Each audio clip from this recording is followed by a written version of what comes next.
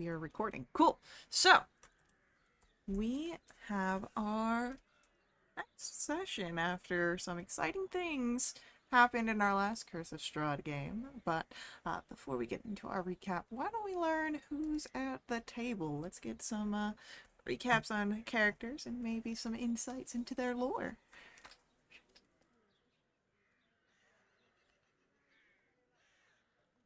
Yeah, hey, what's up? It's me. I'm Thresh. I play Father Mogren Kilgore, a follower of the twins, the true son. And yeah, that'll do. That works. Okay. No, he's Asimar cleric. There we go. That's the important stuff. I'll go next. I'm Connor. I play Valen. He's a drow elf shadow sorcerer. Hails from the Underdark. Has been traveling these lands with his shadow hound companion Nyx, looking, unbeknownst to the others, looking for a way to free his land from a cursed rule. Okay. I'm Caitlin. I'm playing Jinx. Jinx is a mischievous and curious Blackford Tabaxi rogue inquisitive. This week's fun fact about Jinx is one of his favorite foods is nachos, and that was because if he ever had a chance to eat them, it meant he had coin enough in his pocket to be able to go to a tavern.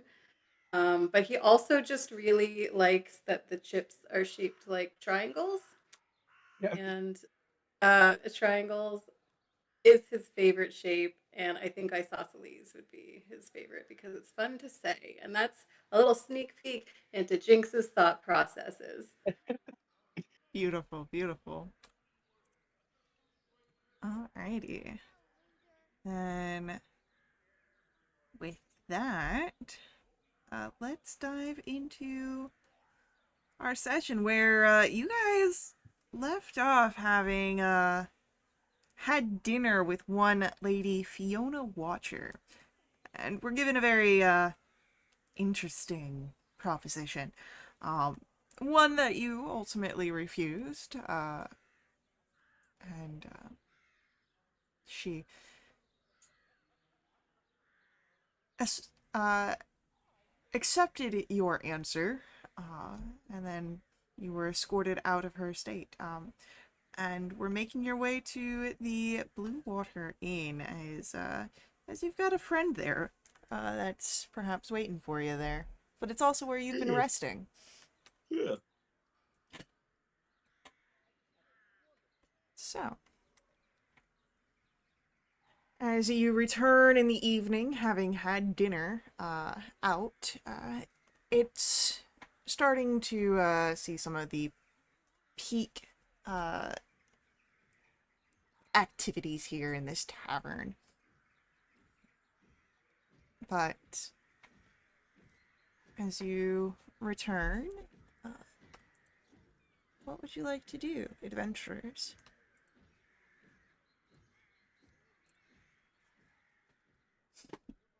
Is the bard there? Do, do, do, do.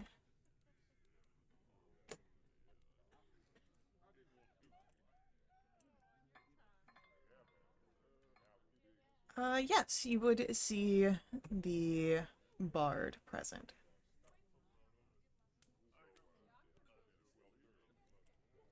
Jinx will look to the other two and be like, I want to go ask him what's in that cart. We definitely could. I need to know what's in there. Very well. Let's sate your interest.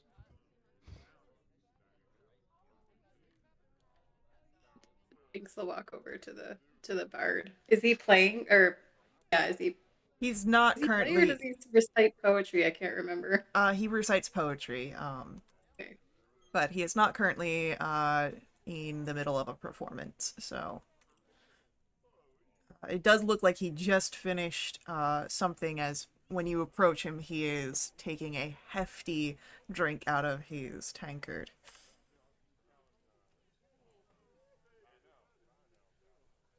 I'm sorry I missed your performance. Oh, well, uh, plenty more to be had. What can I do for you? Wondering if I could ask you a question. You can surely ask me many questions. I don't know that I might have the answer, though. That's fair. Is you have this colorful cart? I I do have a card, yes.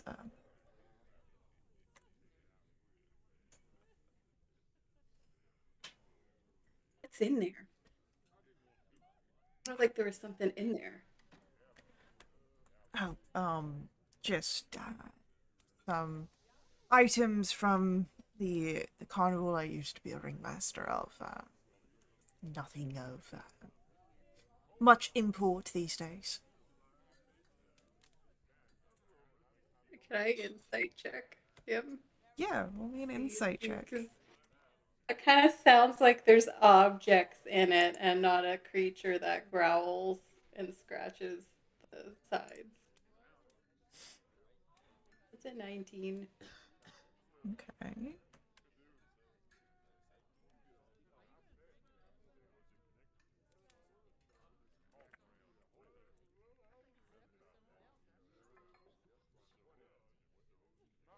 There are definitely signs of deceit. He seems to be putting on a show to appear more casual, more natural, in a way that almost speaks performative levels to you.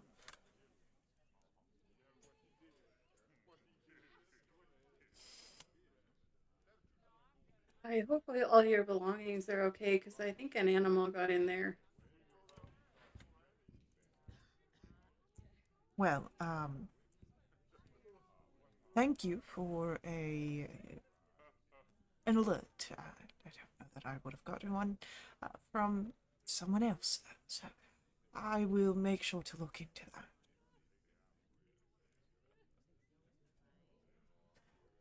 Yeah, man, you bet. Um, and the half elf bard, he pulls out a few silver pieces and will thank you for the tip, and passes you 3 silver pieces. No problem. Thank you. Jinx will give a silver piece to Valen and Mograine. Yeah. Well, thank you. And then when they're out of earshot, Jinx will comment to the other two, well, that was very disappointing. I'm sorry that your interests weren't sated with that visit. Oh, well.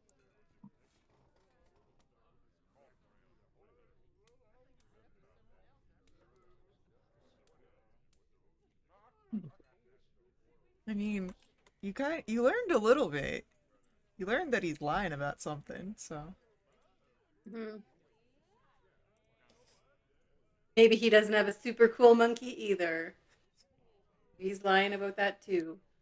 I mean, there's one way to Maybe, find out. maybe that was the monkey and it's not a monkey. I don't know. Maybe the monkey was the friends we made along the way.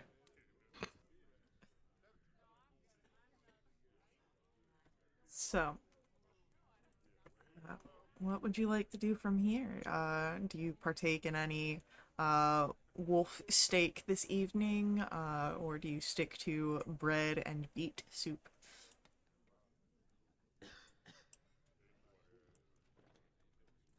Just had supper, right? You did, but you also walked back, so if anyone wanted like a late night snack or anything like that, Yeah, we'll keep it light. you can have some bread and ale before bedtime. I Do won't they have butter? judge. Yeah, yeah, they've got butter. buttered bread and a drink.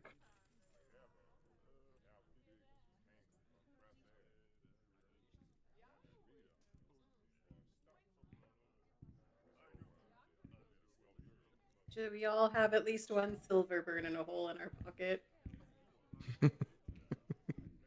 Better than the electrum that everyone else uses. Mm. The traveling bard has some sense to him. Jinx was wondering if it was the tip that he gave him the other night, if he just handed it back, because I thought it was like a couple of silver pieces or something.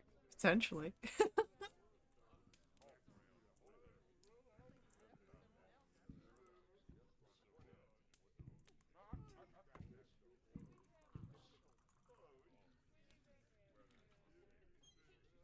So we'll have a drink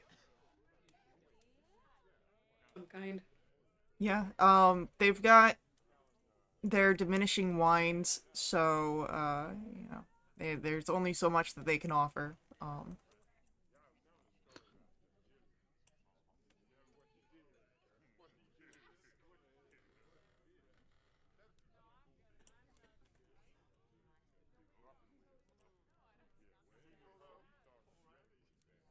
Maybe I will bring that up to the group now that you mentioned the wine.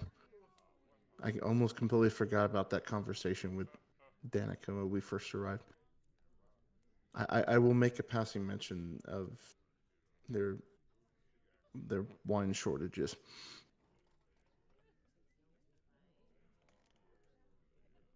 I mean, I don't want to add now in character.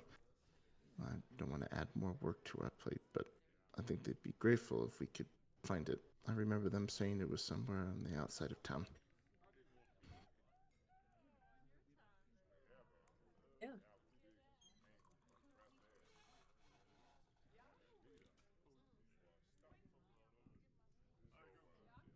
I mean, what else are we gonna do?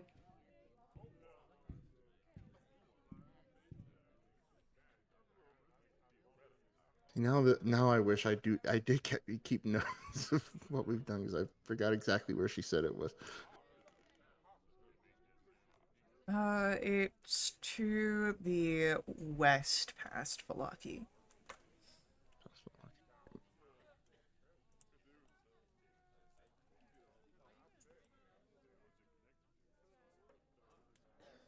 Don't have to do it now since it's late, but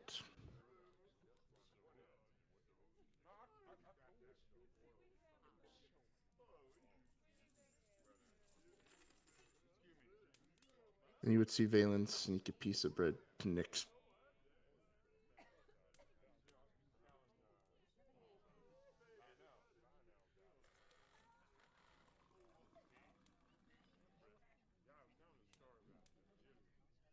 Okay.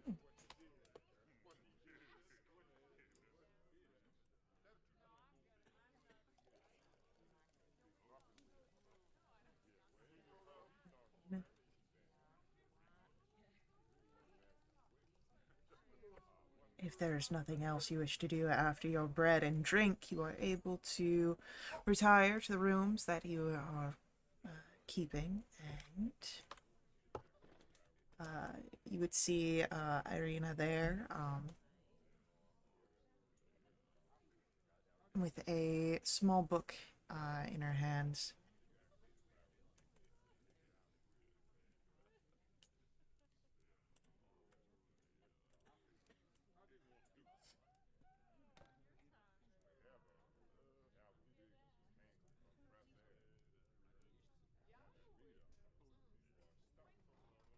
Reading.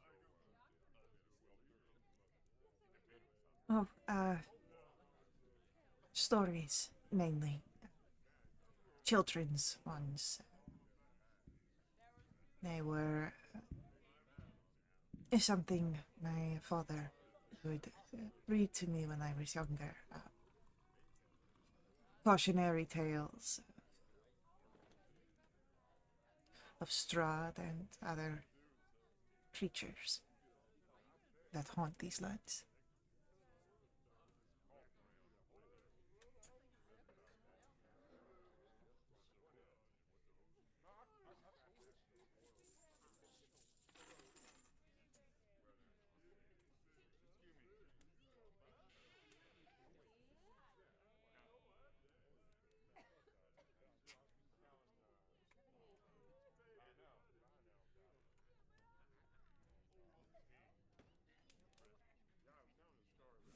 What kind of creatures would you say?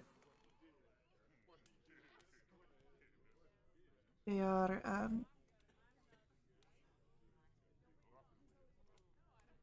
wolves that disguise themselves as men.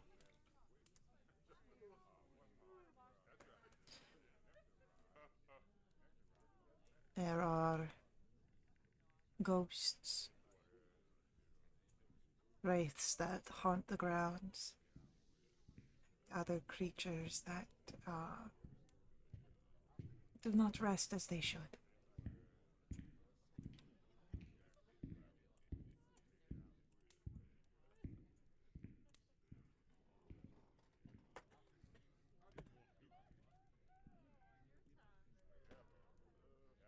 I see. We've run into the share of wolves as men already, so we do know of those.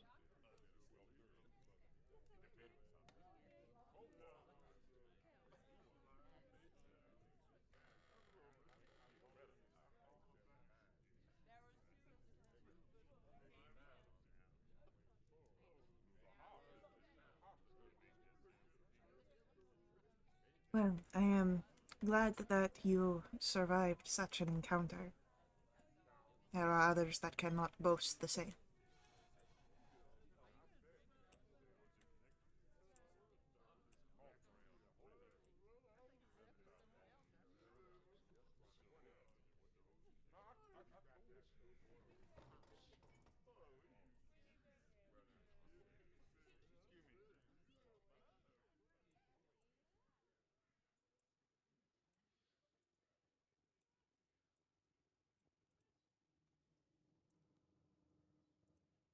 So, can we assist you further with these other creatures, or is this just a matter of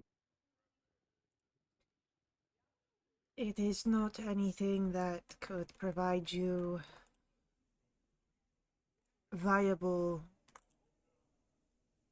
information. They are fairy tales. They tell you to not tread too far off the beaten track, lest you be stolen by witches. They are more lessons in how to act to avoid such creatures.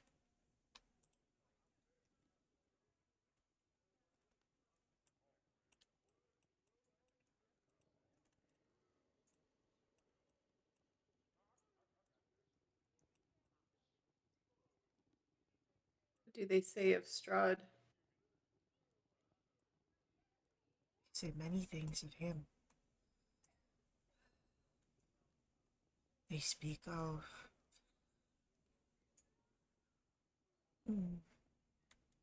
staying away from vanity,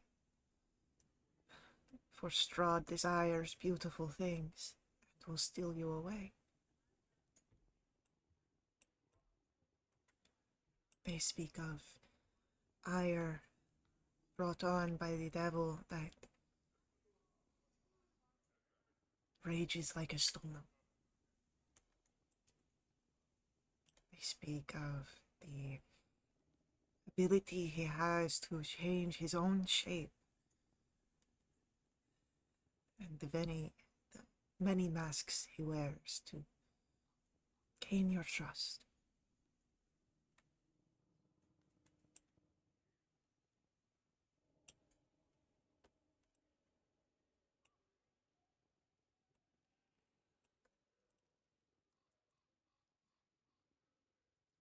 I see.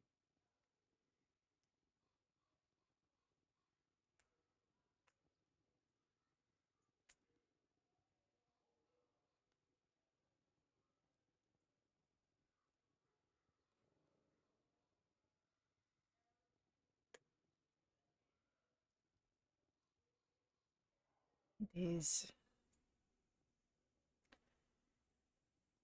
perhaps not the most comforting of conversations, but it is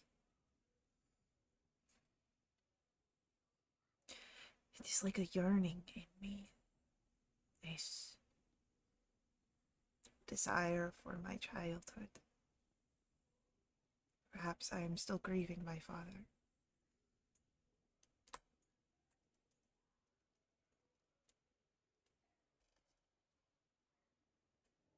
It seems that everywhere we go, his mark on this land is never positive.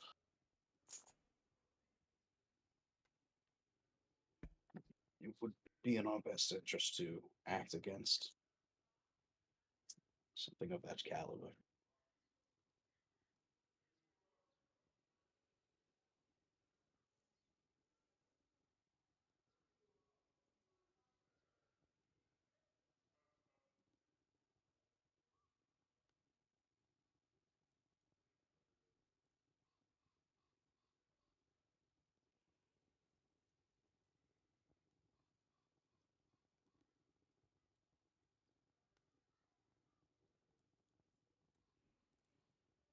Well, then, I hope that your destiny, the one from the Vistani camp, is one you will live to see.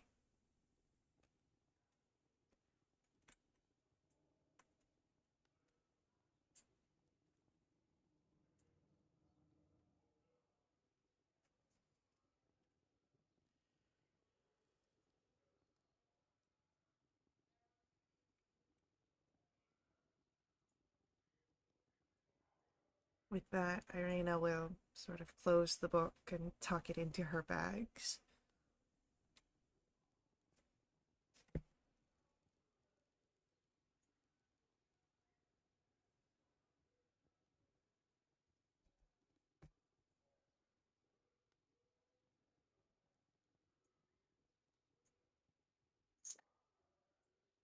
Yeah. So, to ask, as it seems we continue on, where are your next objectives lying, Irina? Anywhere away from Strahd. My brother worries for me, and I thank you for bringing me this far.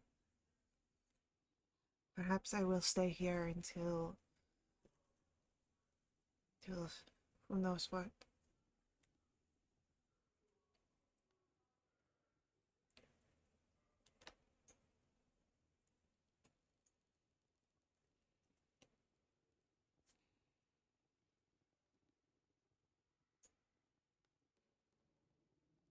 You have anyone you can stay with, or are you just gonna stay here in this inn?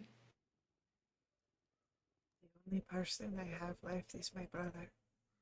But being in Barovia was too dangerous. There is very little place that is safe from Strahd, but the Valaki is perhaps safer than other places.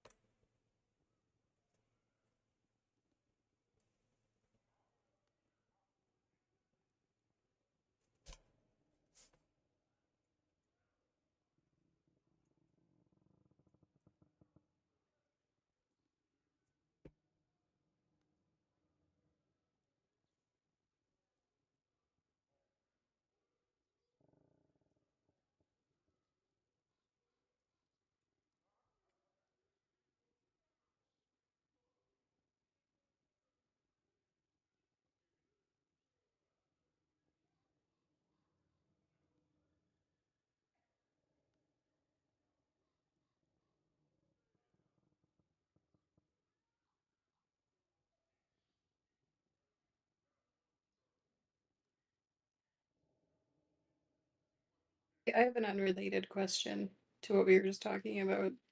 Mm-hmm. We've been hearing about some kind of a festival coming up, right? You have Something something to do with the sun. the Blazing Sun Festival, yep. Do we know when that's taking place? Uh, You, I don't think, have asked around specifically. You just know that it is upcoming, so could be soon. They seem to have festivals I every week.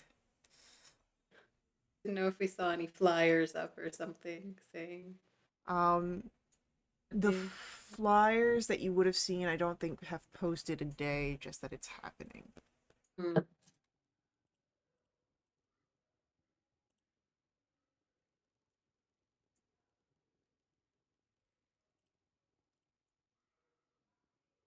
Yeah, I guess if we're talking about things we want to do, like we mentioned the blue, no, we're in the Blue Water Inn Mhm.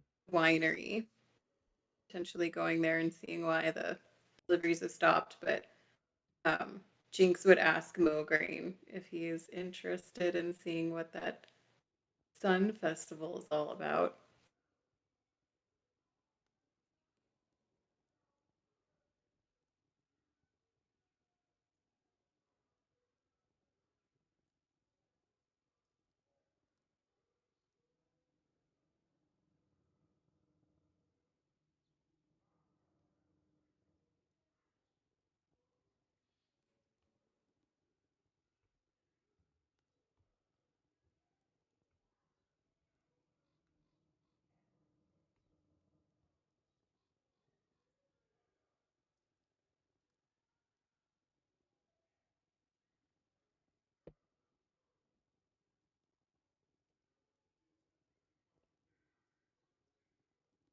I believe it would be interesting to see what Sun Festival entails for these people, as something tells me that their faiths do not align with mine, despite us worshipping something very similar.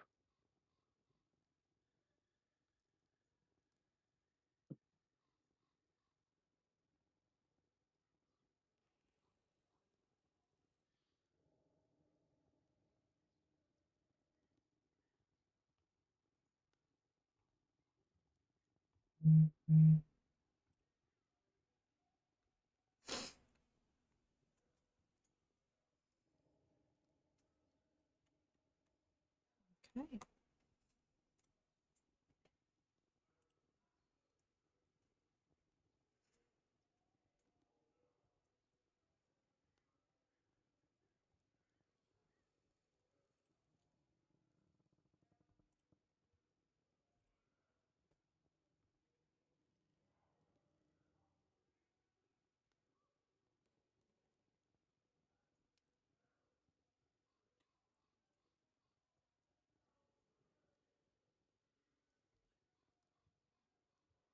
When you are ready, with thoughts of the Blazing Sun Festival, thoughts of helping at the winery, and perhaps what happens after Valaki. Do you follow immediately with Casimir on his own journeys, for which your help gained the weapon, the Sun Sword, from your destiny? Or will you do other things? But a time for rest comes.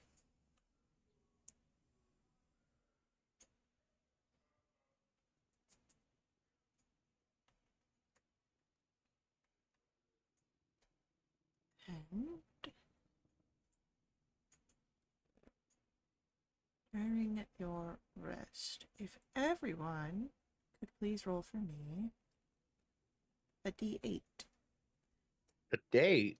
Yeah.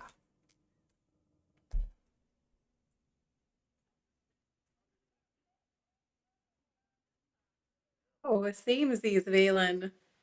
Mm. Okay. I have noted down your results. Thank you. You all gained the benefits of a long rest. Mm.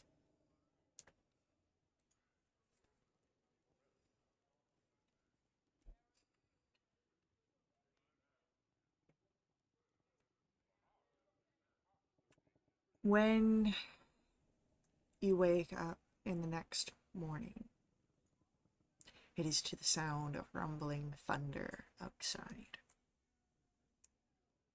It does not yet look to be raining, but it is quite a dismal looking day.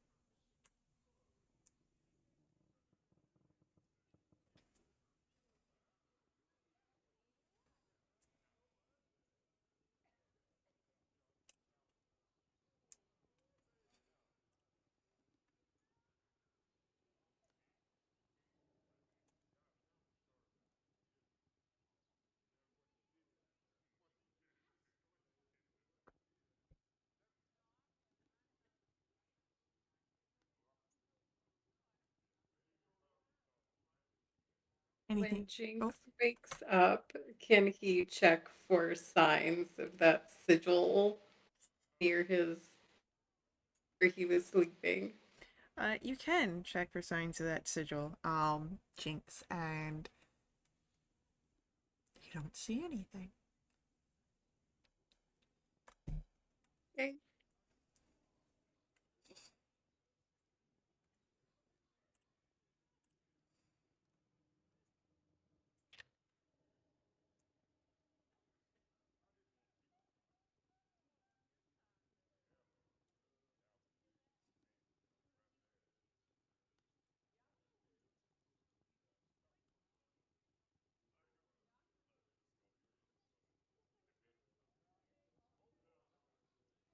If there's nothing special done in the morning, for breakfast or, among your persons,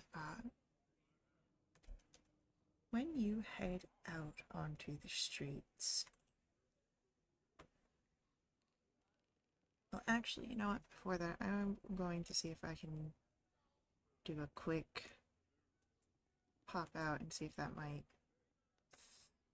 um, fix the camera problem. Because Mm.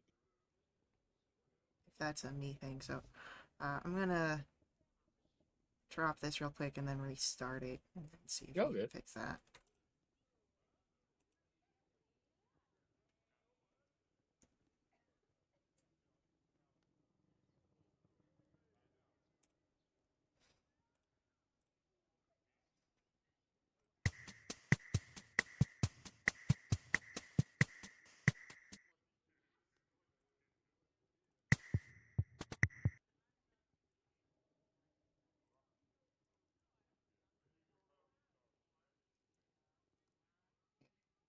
And Fresh needs to pop back in.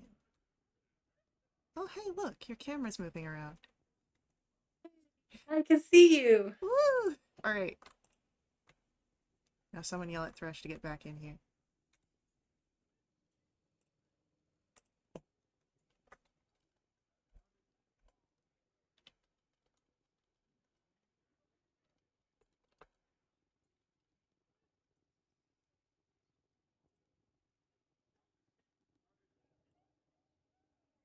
Hey, there we are. Cool. I don't know what happened there. I didn't try to leave. I did. When I left, it ends for everybody because my moderator thing. Oh. My Well, big hat. they just kicked us out. And it happens. Alright, cool. Now that that's fixed, when we start this, as you step into the grounds of Valaki, you would see beneath these threatening skies of a storm, there are children. A parade of them, unhappy as they're dressed as flowers and trudge through the muddy streets, leading the way for this group of sorry-looking men and women that carry this 10-foot diameter wicker ball. And you would notice that the burgomaster is present alongside his smiling wife, who is holding a, quite frankly, sad bouquet as the flowers are wilting. And they are following this procession upon horseback. There are weary spectators watching from their stoops, and you would come and follow, seeing that the ball is borne to the town square. Let me see if I have a map for this, actually.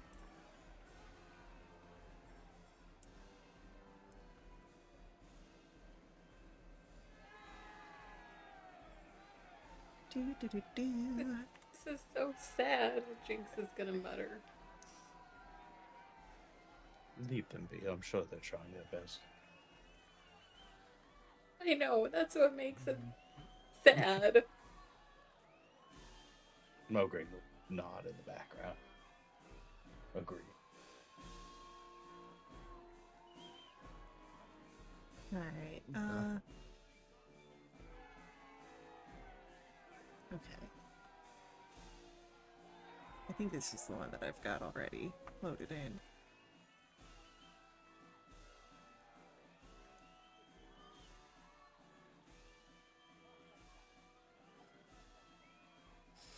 Yes, cool. So, as you are able to follow this sort of procession to its position in the town square, you watch as it is hoisted and hung from this 15-foot high scaffold of wood, and townsfolk take their turns walking up and splashing it with oil.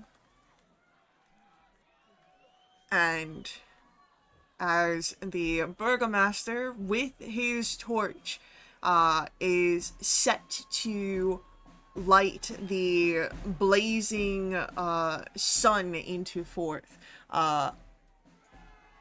there is a sudden downpour as the sky just tears open. And there is just the cry from the burgomaster, "All will be well." And he takes his torch, now sputtering, to the wicker ball. And as he thrusts it into the spear, you can all see that the light dies before it actually catches onto the wood. I will, in this instance, can I do this without... Can I cast Sacred Flame as he makes this movement to light this pyre? You can, but do recall that Sacred Flame does not actually light things. radiant. Yeah. Okay. What if I did?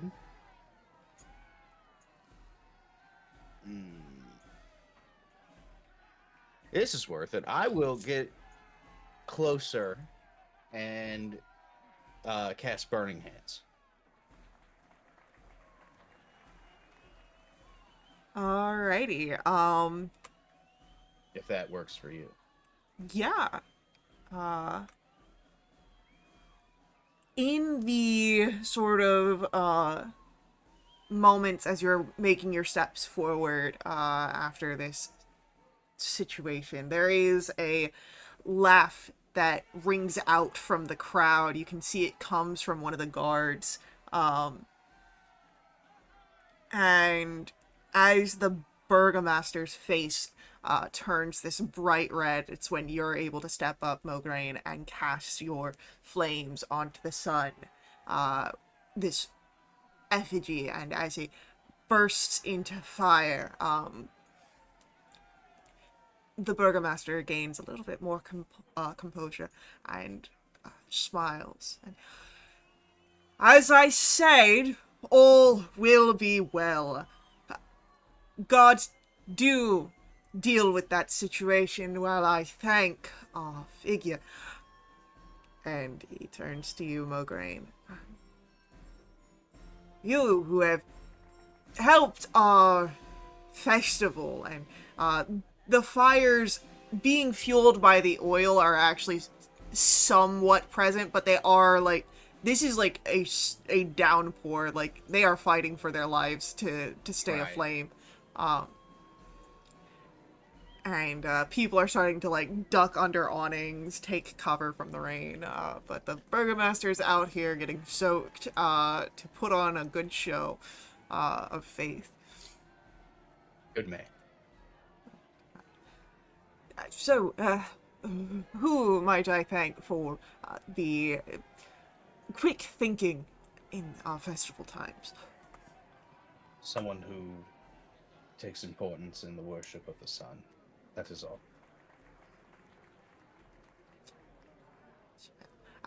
You are welcome during this festival, and any drinks you require are on me this day. Mm. Well, that is very kind of you. I hope you will extend that offer to my compatriots as well. Roll me a persuasion check, please. You have situational advantage. Man, they are beating the hell out of them drones. Really? All right. A whole marching band. Yeah, what the hell? Damn, that was with advantage? Oh. Yeah, it was a 2 and a 1. Oh God. Yep. No, I get it. Well, I would love to extend such a courtesy to your companions. I am, I really not, I there's a understand. shortage of wine and whatnot, and I would Your like to... generosity is appreciated all the same. Well, do enjoy the festival, as it was thanks to your actions. And it's about this time that you all would hear screams.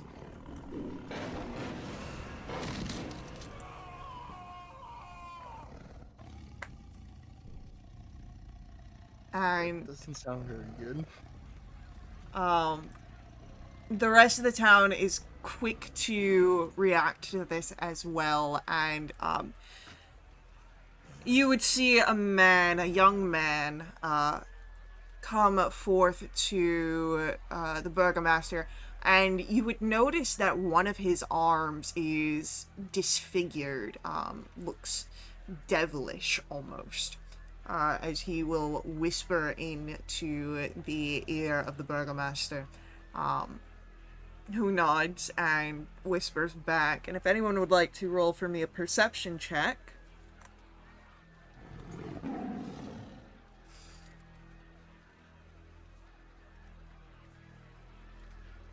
Valen will hear this. Jinx will hear this.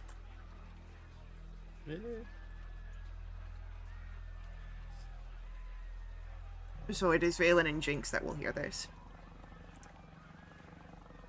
Sir, a situation has come. A beast is stalking the streets. I request a group so that they may hunt it down. Yes, do so, and please keep it somewhat quiet until we can collect everyone that might be involved. And the figure with the strange arm nods and sets off. You can see gathering 6 of the town guards and heading off into the streets.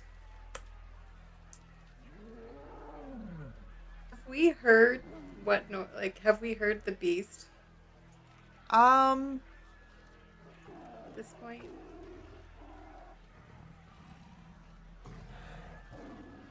Not having heard the beast, but you would have heard some of the rumors that had now begun to spread of a tiger being seen on the streets of Oh Velocity. shit!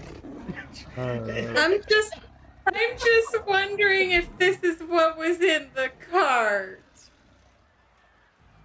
We heard it. We heard Are, it are make a noise. are the guards running in that direction of the stockyard? They are not. They are moving into the areas off of the main town square.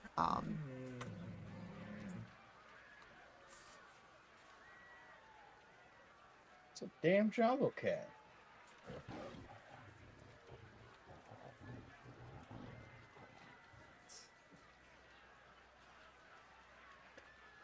Now, Valen's got a sickening feeling that's what was in that carriage. Yeah, so does Jinx. Well, We go see if we can help. I suppose. Yeah. do you try and help the strange man, or do you try and go on your own?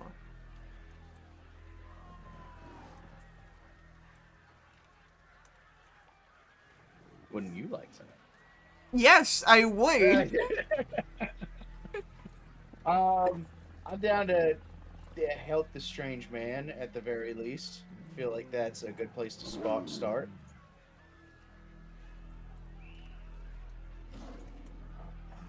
If I may be so bold. That's up to you guys. I kind of want to just see if I can make a beeline to where I think that it is. That we heard the guy say they might have to collect other people. So if this guy is maybe he's sending the guards to take care of the animal, but he does something else. Up to you.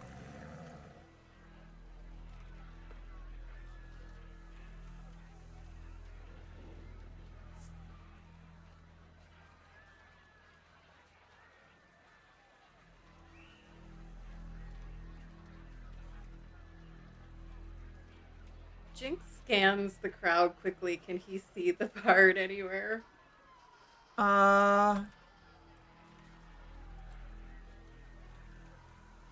Roll for me a perception check. Right, but I'm gonna use the restroom quick. 24. 24. You do not see the bard Rictavio in the crowd that is gathered here in the town square.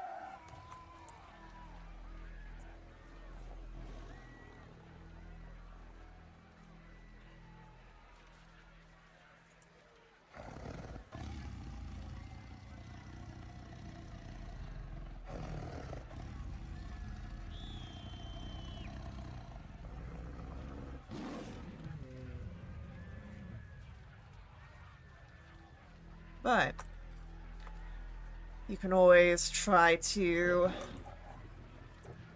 follow after and This is a were tiger.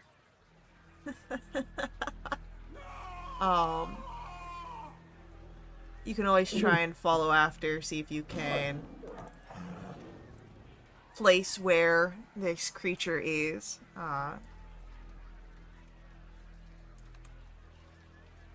Who knows?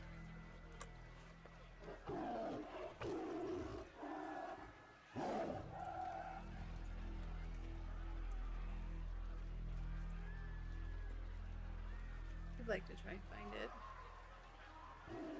Survival or investigation?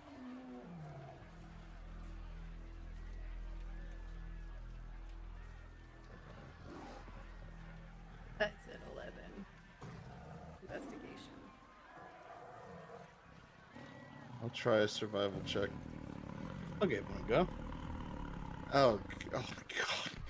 Yeah.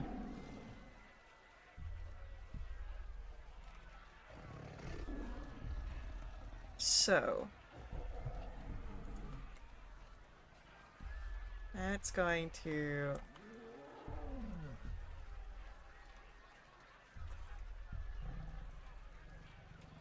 place how this is gonna here. All right. Do.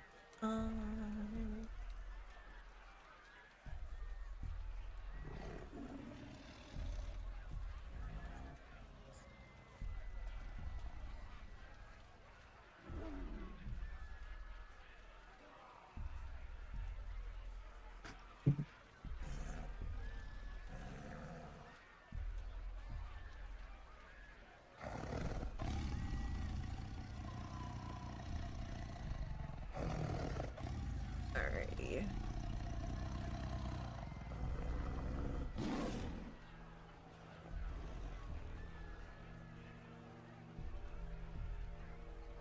Tokens.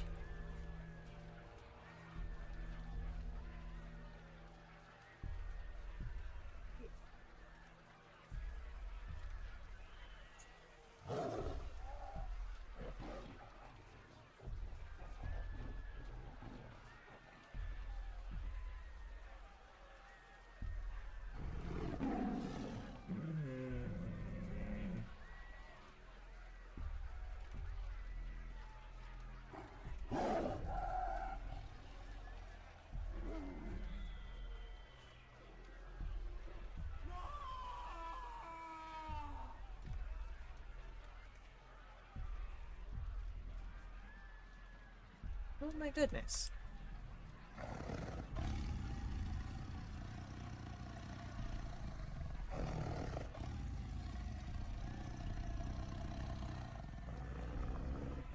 So, when the three of you arrive, you see a saber-toothed tiger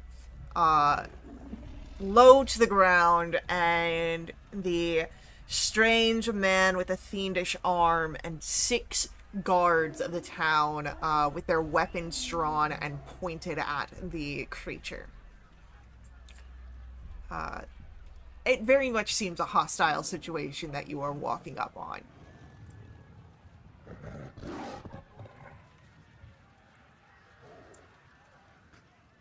Interesting.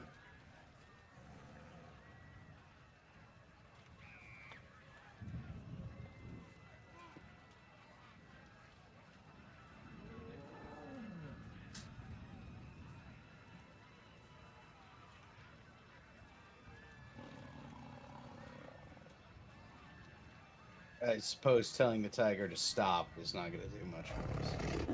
I mean, you could try. But Jinx had wanted to make an animal handling check.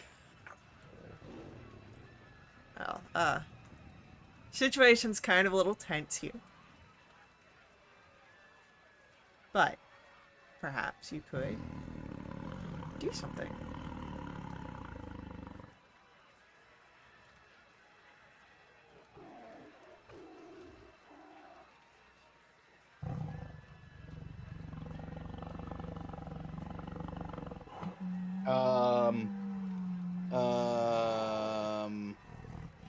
No, that's not gonna work.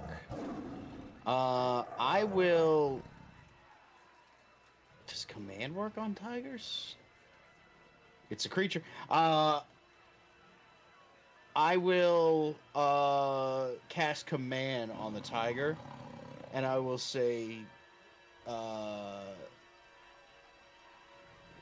gonna use halt to keep it in place. Okay. As you do that, that is a wisdom save, yeah? Yes.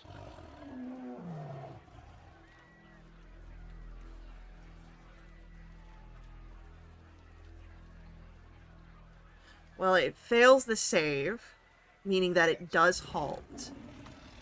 And you watch as, by the order of the man with the fiendish arm, the guards go to attack and stab into the now halted tiger.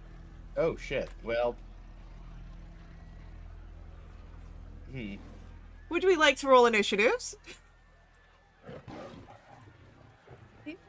I don't know anymore.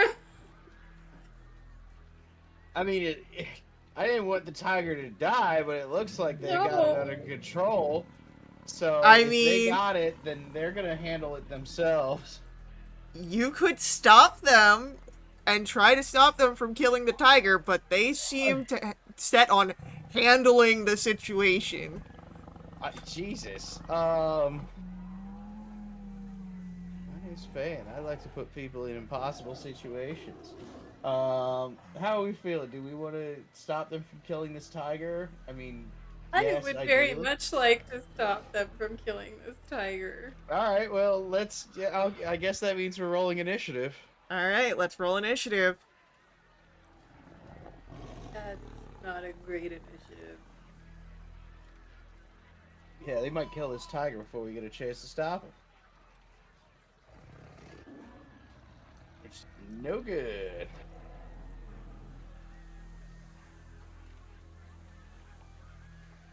Alrighty. Well, one of you guys rolled really well.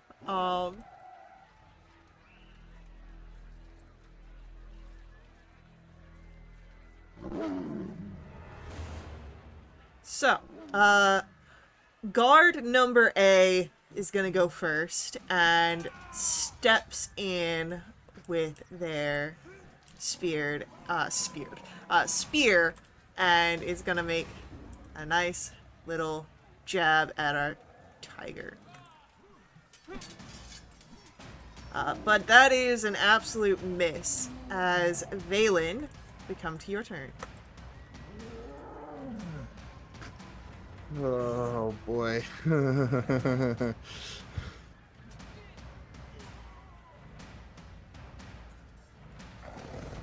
have very few spells that are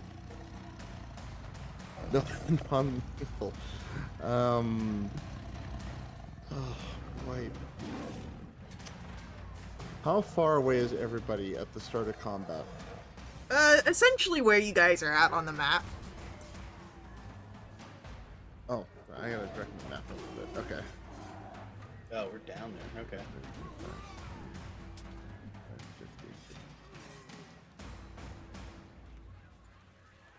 50. I'm looking through to see what I can do, but it's not.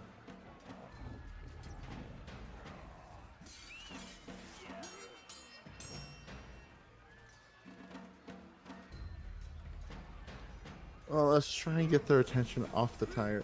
The person that's got like the deformed arm or whatever it is. Okay. Can I get a wisdom saving throw, please? Yeah, for sure. As this is going to be a whole person.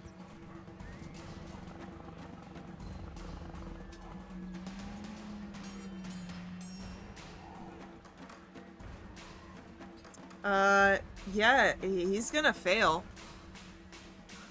Cool. So he's held now. He's paralyzed. For now.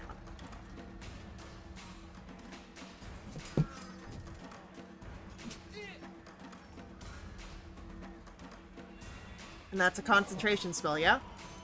It is a concentration spell. Yeah. Cool. Is an action.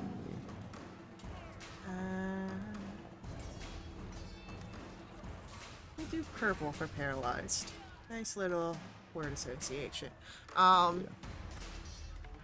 And anything else from Valen? Just praying that this thing doesn't charge, and that's my turn. Alright.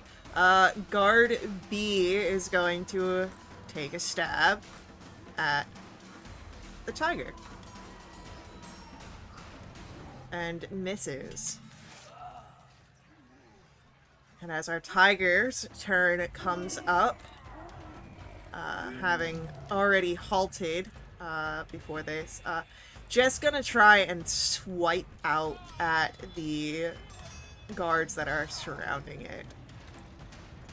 Particularly F and B. Definitely will hit F.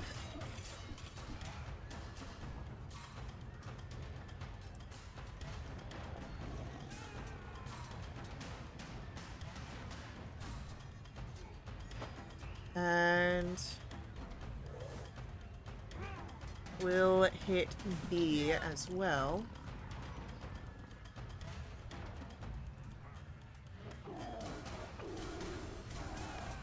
Leaving B in a critical condition as this creature just, again, low to the ground, roars at the guards surrounding it. Guard C is gonna rush in and try and strike.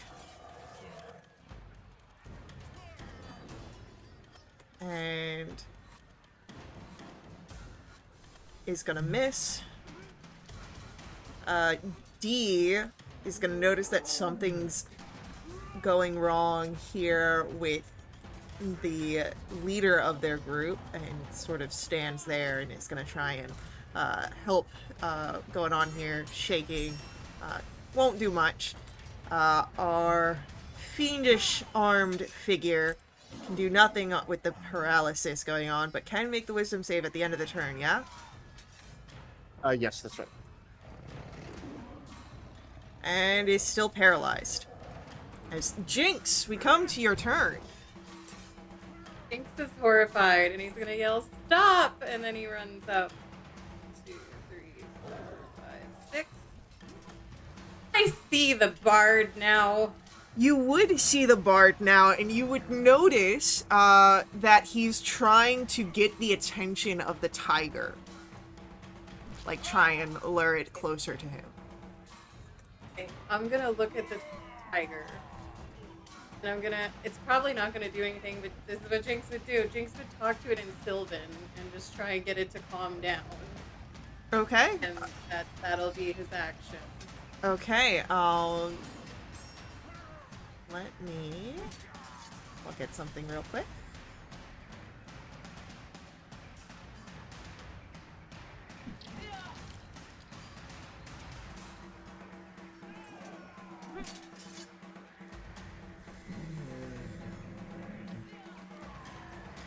Go ahead, give me an animal handling check. Can I use a luck point, please? If you have one, go for it. I certainly do. It's better, a dirty 20. Okay. I will keep that in mind here. Anything else from Jinx that is your action?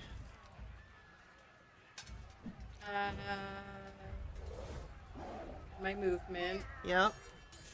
I'm just checking to see full bonus action to do. I don't think that I do, so I think that'll be it. Okay. Guard E, noticing that we've got an interference on the battlefield, is going to throw their spear at you, Jinx. Whoa. Aiming for, the feet area, not aiming for any sort of vital areas.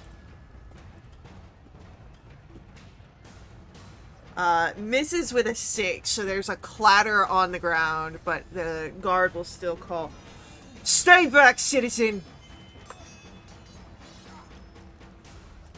And, guard F is, going to, because guard F got hit, retaliate against our beast, or attempt to. And misses. Full on whiff as Mograine. It's your turn. Mograine will approach. Let me see. That's going to be 5, 10, 15, 20, 25, 30 as well. And we are going to... let me see. I don't want to hurt nobody because that's going to be a problem.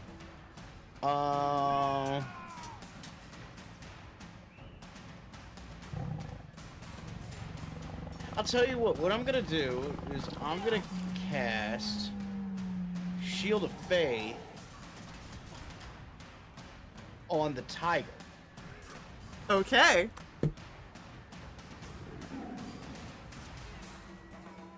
Love that so much. For a +2 to its AC. Okay. Heck yeah.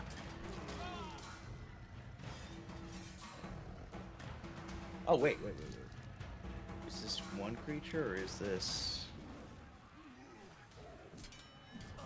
Yeah, okay, that's one. Yeah, we'll stick with our intended plan. Sounds good. Alright, and I believe that's a bonus action, yeah? Yes.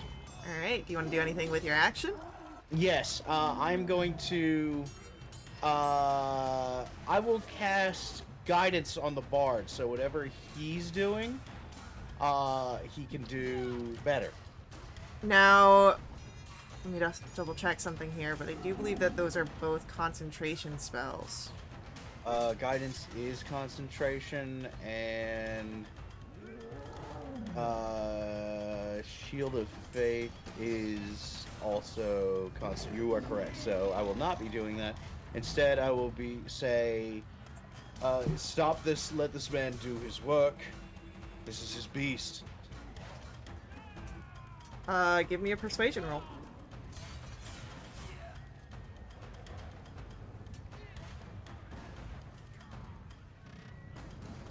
I will take that in mind. I guess you will. Yeah. Alright, Guard A is gonna be more interested in protecting Guard B at this moment.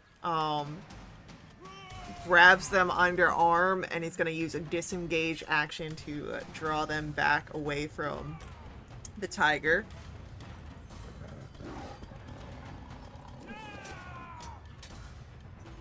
And Valen, it is your turn.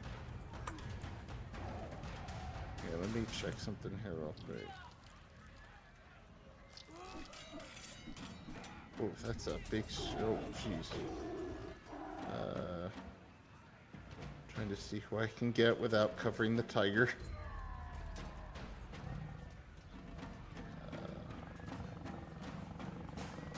I'd say you'd be able to get the 4 guards, Ezek, and then the tiger would be fine in that case. Okay, so I'm going to drop the concentration on the whole person. But to ensure that... Well, first I'm going to use my movement to go up to about here. Okay. Then after dropping that concentration, I'm going to do another concentration spell, and in that 15-foot circle, I'm going to cast Darkness.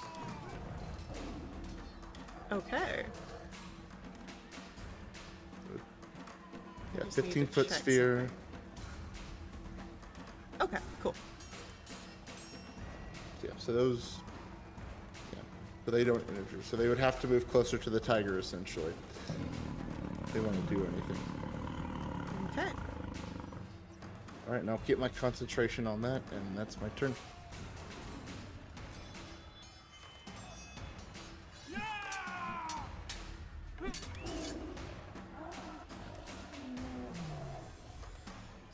Alrighty, then with that, it is Guard B, who's focusing on not dying, and our tiger is going to run away, disengaging from the other guards present over towards our bard. And the 2 of those will slip away for now. As I'll say, initiative is going to end, but there is still some tension here between the guards and you now.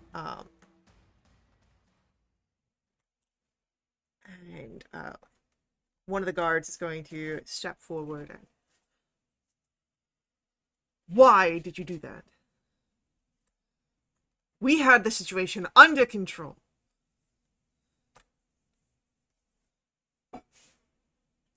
The beast did not need to die.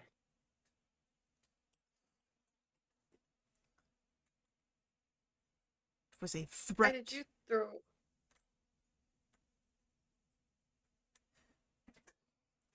It was a threat to the safety of the people of this city.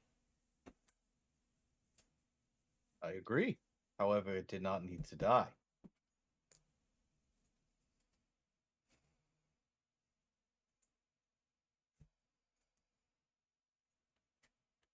I'm a citizen that you're trying to protect from this dangerous beast. Why did I have a spear thrown at me? The guard, shaking off the darkness, because I believe that only lasts for a minute. It's a constant. It lasts for so the darkness lasts for 10 minutes, but it's concentration. So I'll drop it so the Okay. darkness drops. All right. The guard that threw the spear, hearing that, I was not going to try and move past such a dangerous beast. I was trying to dissuade you from getting closer and involved. Maybe next time use your words. It was a heated situation.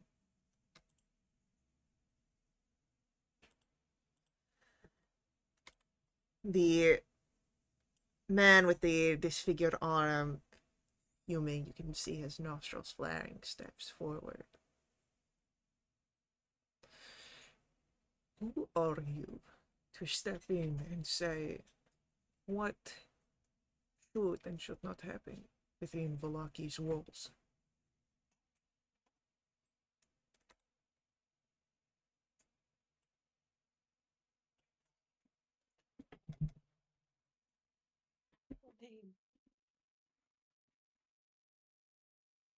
What was that? It was your mic kind of cut out at the end because you were soft. Oh.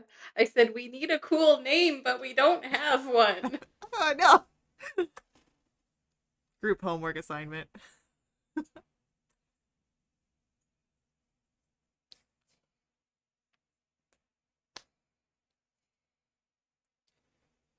But now we do not have a group name, but we are travelers working together for a common goal.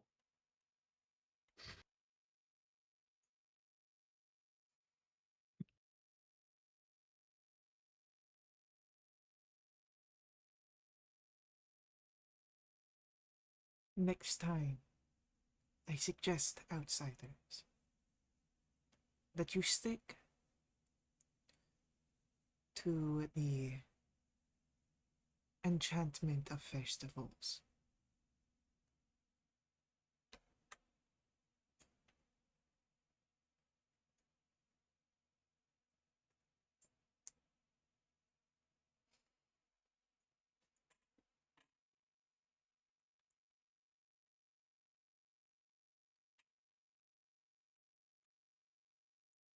The rain has not let up during all of this, by the way.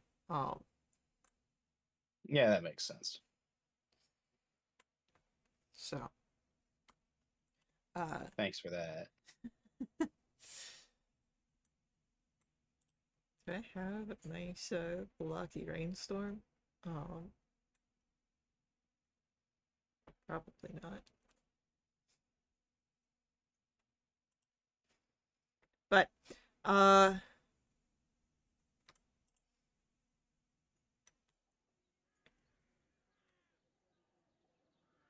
the man does not have much more to say after this, and will give the, order to the guards to, break and follow. So, they will stand down.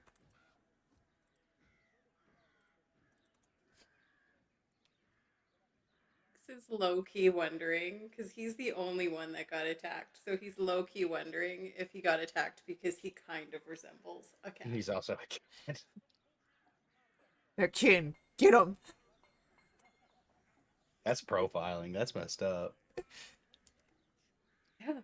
You think that these people in this town aren't messed up? I don't know. You tell me. I feel like you've had enough interactions.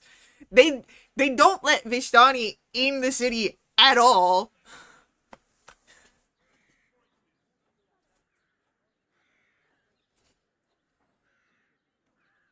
You tell me what's going on. You know? I think you know what's going on. I interesting. Interesting that you would put it like that. Look, I'm just Wow. Barovia's not a good place. I don't know what to tell you. Wow.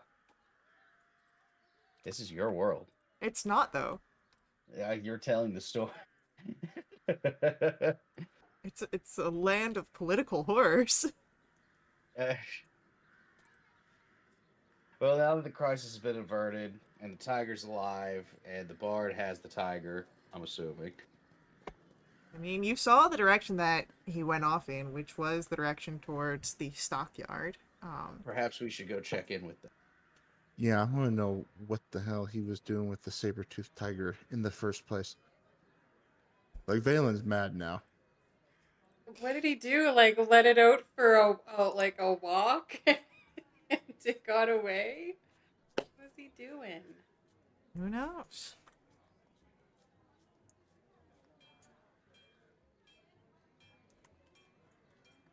So, heading to the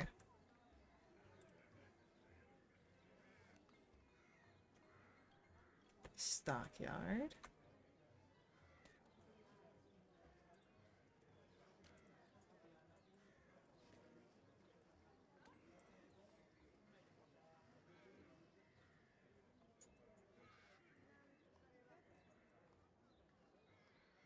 Actually, no. Let me pull in this other one.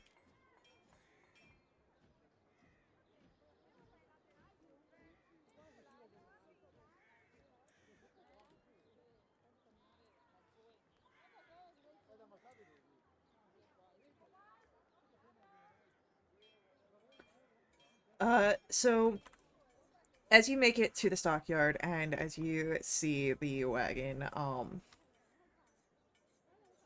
you would notice a um sort of harried looking Rictavio, as he does have the uh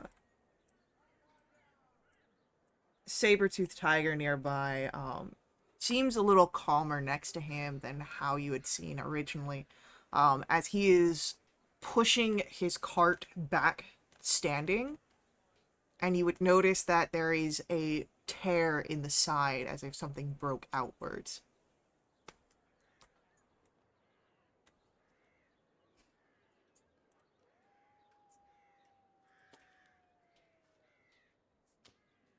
Well, it seems our story is developing rather quickly here.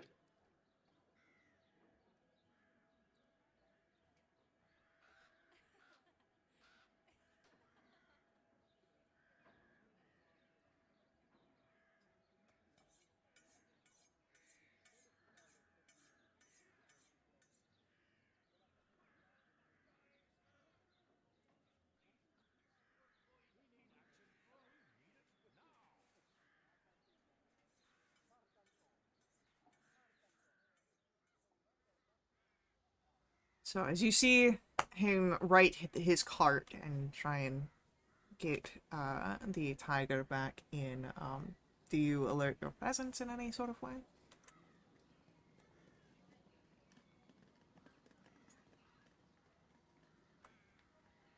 Want to do anything that might spook the tiger?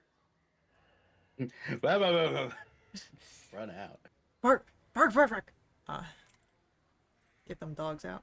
Start banging some pots and pans together. Yeah.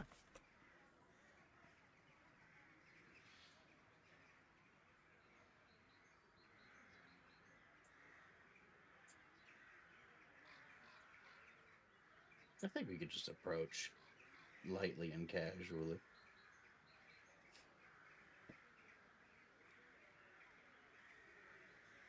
hearing your footsteps upon the muddy ground and underneath the rain, the bard looks to you. He won't hurt you, so long as you don't hurt him. I believe we have no intention of doing so. Good. Well, I can't imagine that my stay here will be welcomed much longer, but I must see to getting my horse so that way I can get myself, my cart, and my tiger out of here.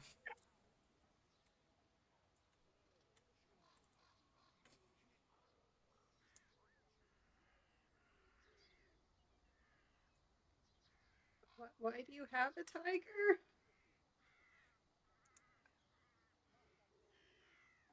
As I said, I was a traveling ringmaster from distant lands.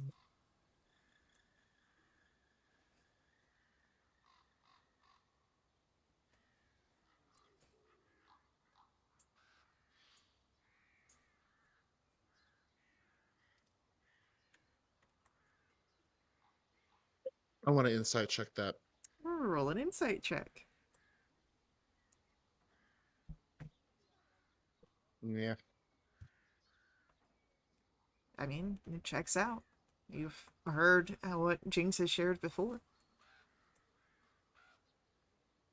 And the performances of Far Off Tales. I'm just glad Jinx asked that question and not me, because I would have asked it much less nicely. But he's keeping his composure.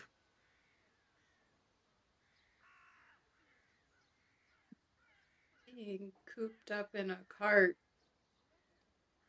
doesn't seem to be much of a life for this tiger. I wonder he's cranky. It wasn't something that I was trying to enforce long term, but we've seen the reaction to his presence here in the village, so.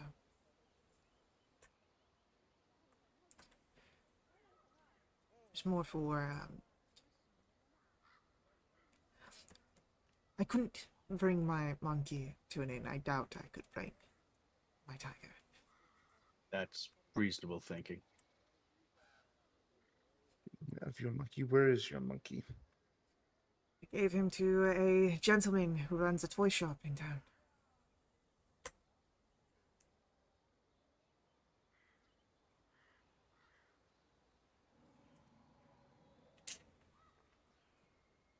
Are you not going to ask for it back?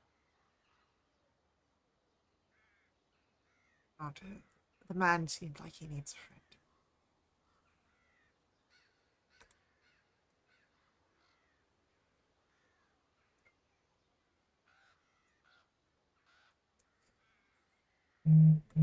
Well, as I said, I do believe that my time here is short. Would you? I know that we are not perhaps friends, but we've had very friendly conversations in the past. Would you do me a kindness of? I'm sure that the guards will come looking for me in time. Perhaps covering my trail while I grab my horse, where I can make my way safely out. I believe we could do that for you. It's a simple kindness.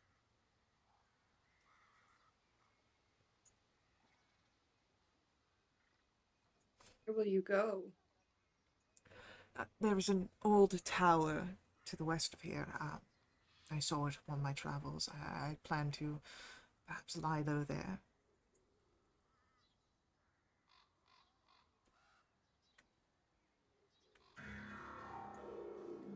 You do recall seeing a tower on the lake when you had come back from the wolf's den. Perhaps this is the same tower.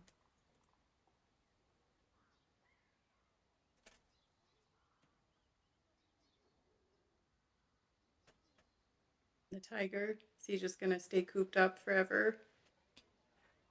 Well, once we get to the tower, there will be no limitations on my whereabouts for not having animals. Should be able to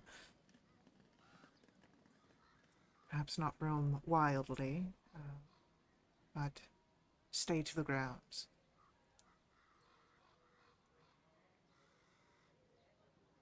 You'll have a lake to swim in and areas to lie about. What if he doesn't stay there? What if he roams? I very highly doubt that he will. He's been trained when he was young.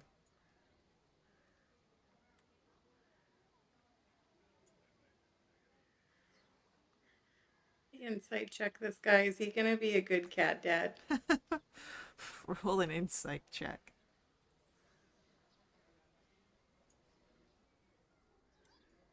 Ooh, that's not great. That's an 11. Um, I mean, he doesn't seem to be uh, deceitful in the fact when he says that this tiger has been trained, and there does seem to be a bond there. The creature is at his feet and much calmer than when you had seen it upon the streets.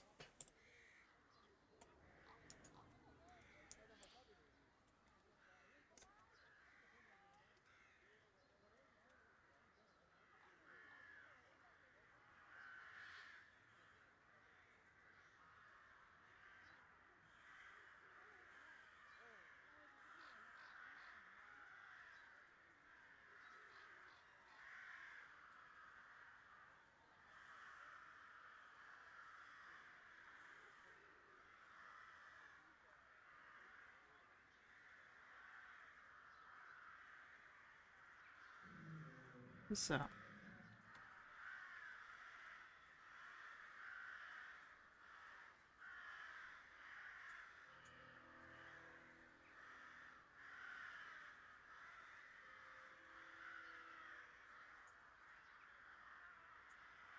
after this,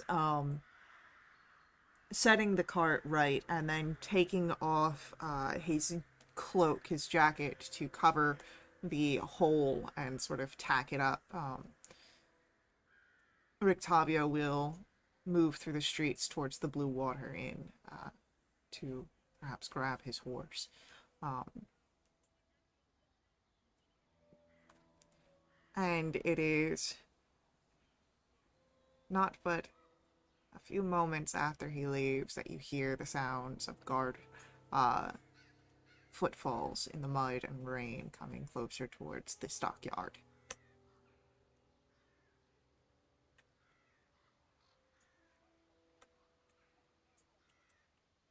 You see on horseback behind the guards the Burgermeister, uh, and as he looks down, where is the half-elven bard?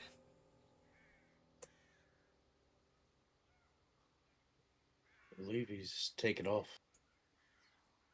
We did not see which way he went. We followed him here, but he seems to already have packed his things and left.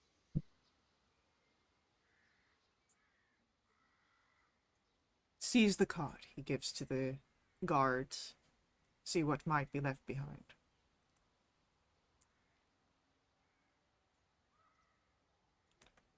Sorry? Rictavio hasn't grabbed the cart yet. He's gone to get his horse so he can take the cart and leave. Oh, So, well, his things might be here, but he might have taken off in a hurry. I am happy to keep an eye on things here while you search for him, but I don't believe he might already be gone, frankly. roll a persuasion check.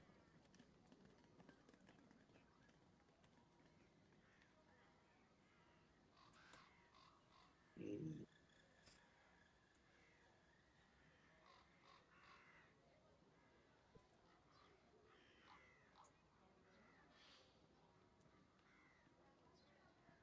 Music. The burgomaster calls, and you see the man with the strange arm. Stay here and search the cart. The rest of you, spread out. Find him. See if he is still within the town. And as the burgomaster sets off with his men, uh,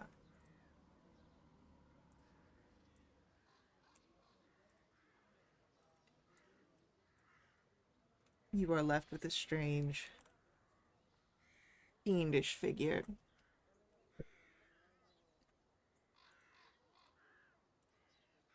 The tiger is still in the cart, right? Yes. And they were just given orders to search the cart. Well, the guards have left now to search for him on the street, but Ezek was present and is here, and so you would not mind if I continued the search in the cart.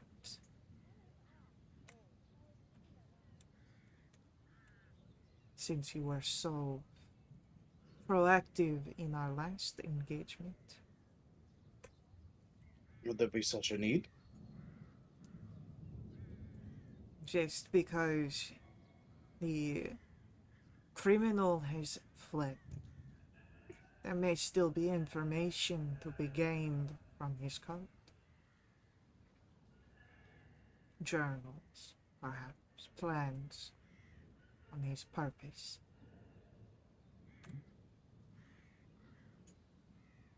Ethan's thinking something here. He's assuming that this cart's been in town for a while, at least a few days, with a It's dangerous beast inside it. probably been here as long as Rictavio has been here, since it's his cart.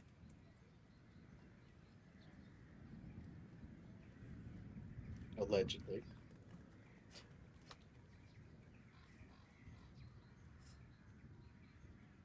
I'm just curious why you and everyone else let a dangerous beast into the town in the first place.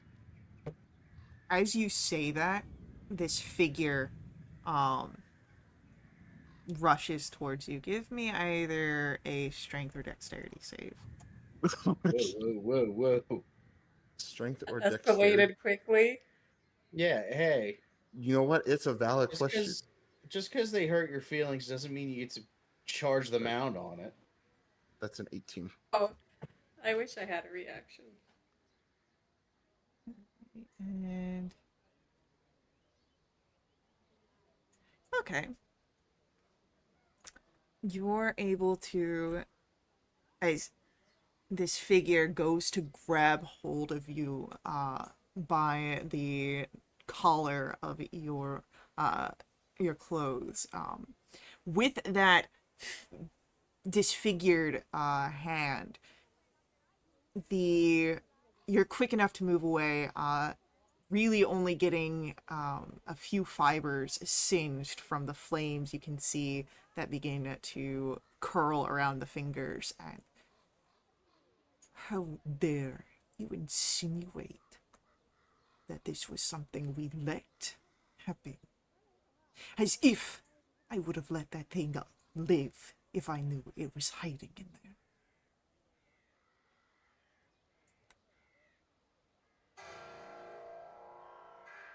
Kind of touchy. Hiding seems like such a strong word in this instance.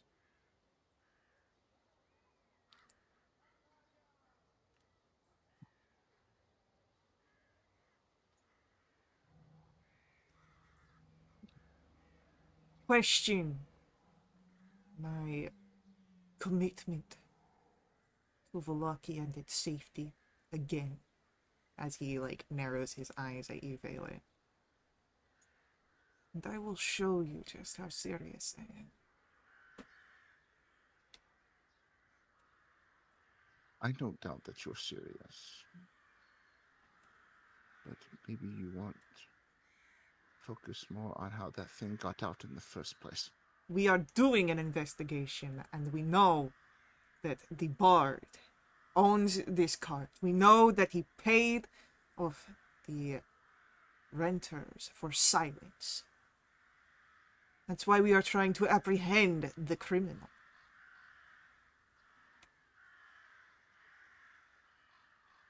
What was his crime exactly? Disruption of the festival, endangering the lucky.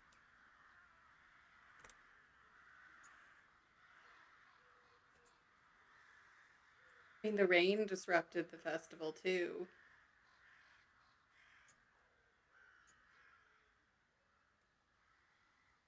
You'd see more of the flames flicker around the fingers of this figure.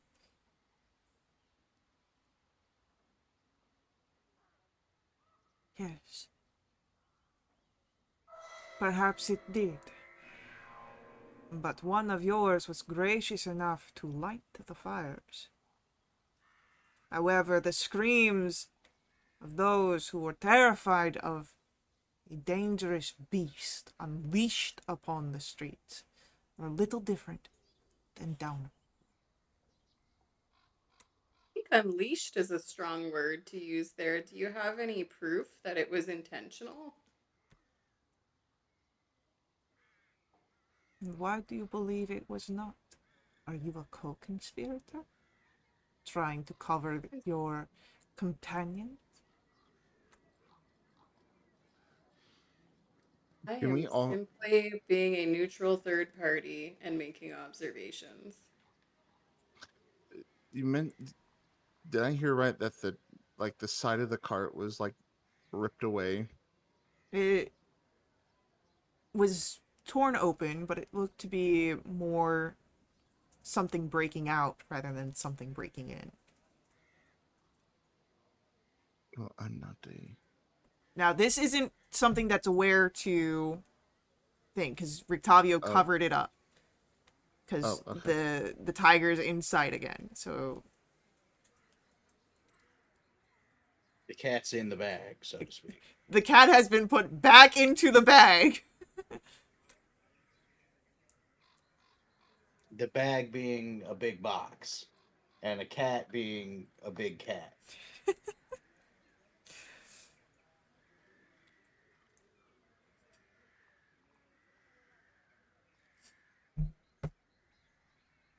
That cart sat in the stockyard for days and nobody said anything. Yes, because the criminal asked and paid in a bribe for silence of those who reside here to oversee the stockyard.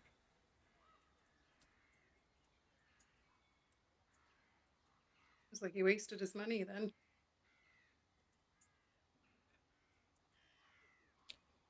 And something becomes more treacherous. People will rise up and understand such secrets should not have been kept.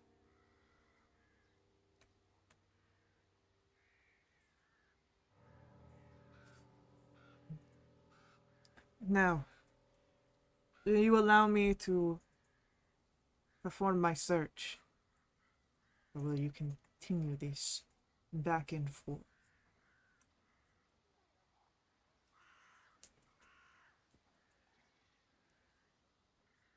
I want to give him lips so bad, but I know how that turned out last time.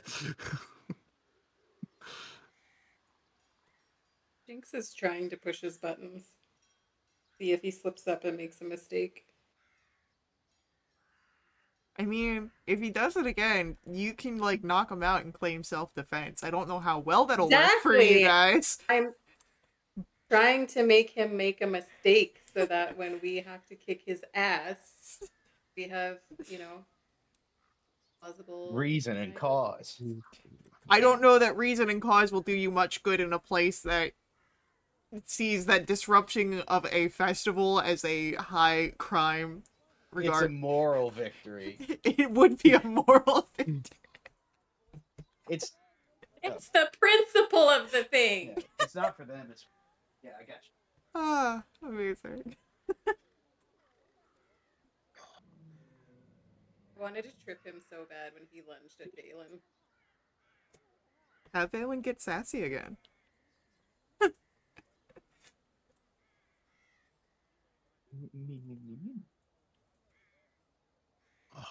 I like in my chest, like I want to say this so bad. Then do it. Do it. I don't because I know, Do but I it. know the consequences of what's gonna It's happen if I say. D&D. It's about You know we got your consequences. back. Go ahead. We got you. Well, Like, what's Faye gonna do? Nothing. well, you Faye's can. I know. scared. Hold on, no, I've got a gift for this. Faye's scared. Hey, baby. Now there's no need to I want to. antagonize. I want to see this gift first before I say what I'm gonna say. Faye's a big softy wimp. Who won't do Oh man, nothing. I don't actually have a gif of it. Oh, surprise, surprise. There's a perfect Brennan Lee Mulligan moment that's on my Uh, mind.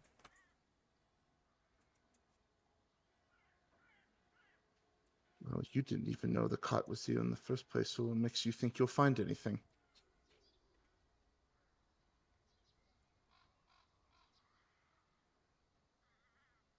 Oh, there it is.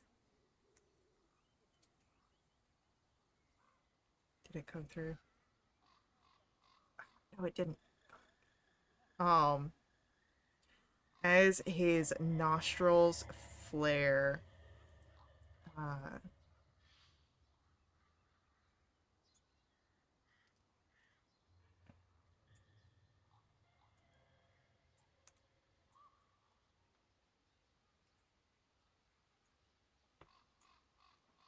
there we go. All right.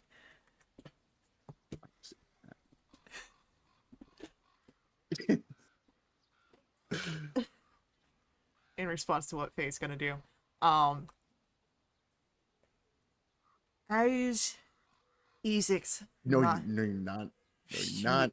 You want to fucking bet? As Ezek's nostrils flare and that fire burns in his hand, it's no longer just around the fingers. It engulfs his entire fist and palm, licking up to his wrist. He steps forward, hand still at his side for now.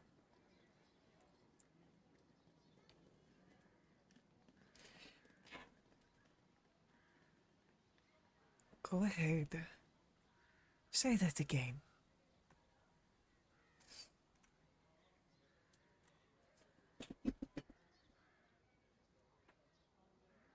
I just thought of something else that will set him off.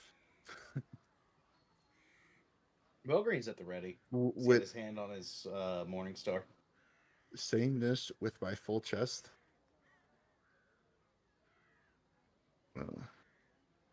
you couldn't stop a tiger, so what makes you think you can stop us? Boom. He is going to throw his fist. Mogreen will charge at that. So, as he goes to throw the fist, Mograine, you charge, strike into him, causing him to miss as we are going to roll initiatives.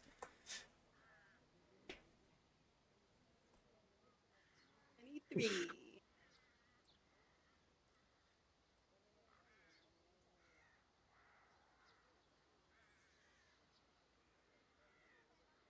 Alrighty. There, and do I have an Ezek battle music? Probably not. Which is unfortunate. Shut up. Yeah.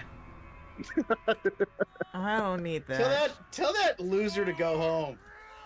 Stop. Get out. Wait, where are all these people? I just turned off the guards. His guard cronies come rushing back in. Yeah, where are the other guard hawks They're come from? jumping me. They're jumping me. Help, help, I'm being replaced! There's another cat. Alright. I think that was there. I think it was just like a sound set that goes first. Jinx, you're up! Allegedly. And Mograine ran over there. If I am throwing daggers, Yeah. I can I make them non-lethal attacks? Like if I throw them so that I aim so that the hilt hits him instead of the sharp pointy bit. I would say so. Anything that is non, like, magic, as in like spell damage, for the most part can be done non-lethally. Like, it's when you start getting into like the poisons and the things like that where it starts getting a little futzy. So yeah, I would say that you're good because it's not like you're throwing psychic daggers. They're regular daggers. They just come back to you. Just regular daggers. I'm gonna step to the side a little bit so I have a clearer shot, and then I'm gonna throw a dagger at this guy. It's a 15 hit. A 15 will hit Ezek. Cool, and I will get sneak attack. Yeah. However, I wanna do something that I haven't had a chance to do before. I'm just trying to find it on my character sheet. Are we gonna see some of the new funky druid stuff? Not druid. Rogue stuff. Yeah. Heck yeah. I'm gonna spend one of my sneak attack die, and could you please have him make a DC 15 dex save? Hey, that's not bad. If my dice will roll, for sure.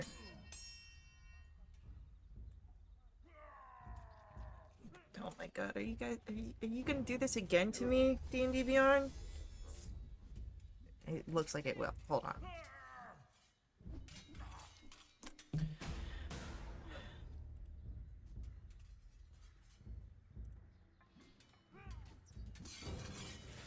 Alright, that is going to be an 18 on the dexterity save. Damn it. Okay. He does not fall prone, which sucks. But he does take 15 points of damage. Okay. Then I'll make my nick attack, and I'll throw my other dagger. And I'll get a 26. Heck yeah. Doing another 4 points of damage. Alrighty.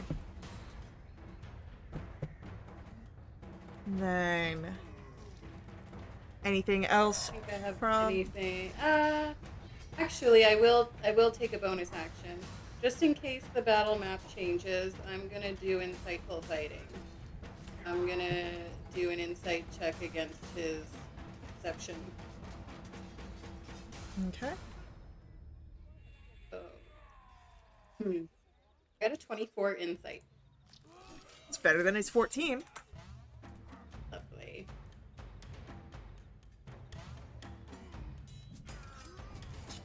And then as Jinx's turn comes to an end, it is going to be Ezek's.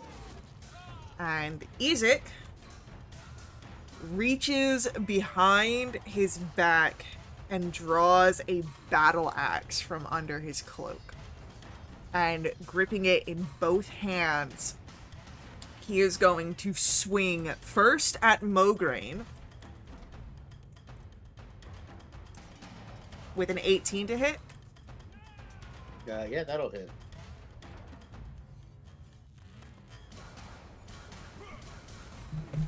That's going to deal 23 points of slashing damage. Ow. Ooh. And then he turns and is going to try and strike downward onto your shoulder, Valen. Okay. But I do believe that a 10 misses. 10 does miss. Okay. But that is going to be it for Ezek. Bringing us to Mograine's turn. I'm gonna cast Bloodletter on my weapon Hell yeah. and go for a swing.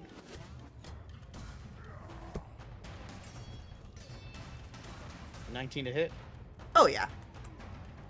Can I get a... Let me see, that's that damage. Where is my bloodletter damage? Alright, here. I need a con save, please. That is an 18. That will pass, so that will be okay. Okay. It is Valen's turn. Izek can do some cool stuff with his hand.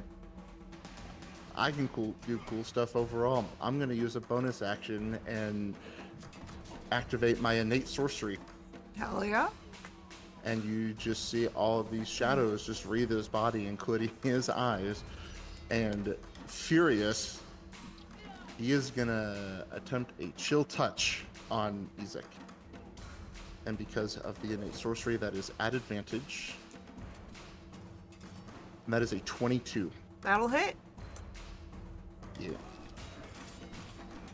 That's a full 20 points of necrotic damage. Nice. Ooh. I'm mad, baby.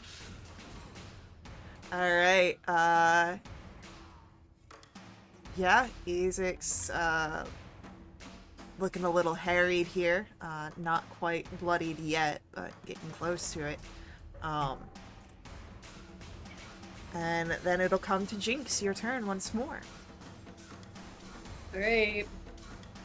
Well, I'm gonna throw another dagger. I'm gonna spend another luck point so I can roll that again.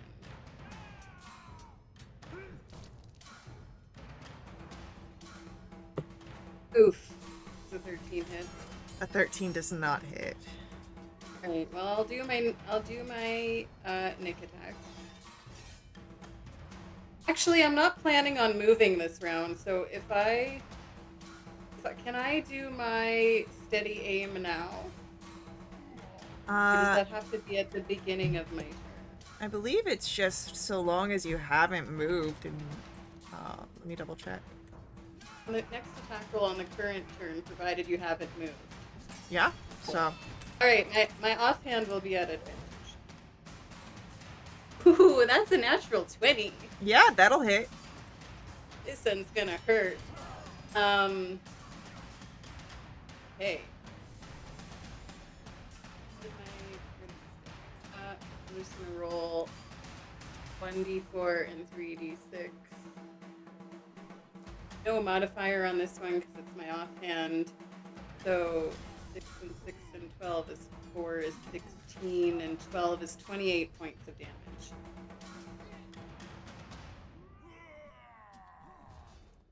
Alright, he's looking a lot worse now, but he's also looking a lot pissed. Alright. Cool. Ezek's turn comes up, and, he's gonna try the same tactic. The two-handed battle axe, Valen and Mograine, this time trying to strike Valen first. Okay. Gets a 10 again, This is but does get a natural 20 against Mograine. that's a silvery barbs. Thank you. Alright. And I'll give that advantage to myself. Oh, I already have advantage, so I'll give it to Mogrim. Alright, Mograine's next roll of the d20 has advantage, and that is a 13 now to hit Mograine. That will not hit. Alright, we're good. Mograine, it is your turn. Excellent. We are going to go for another swing.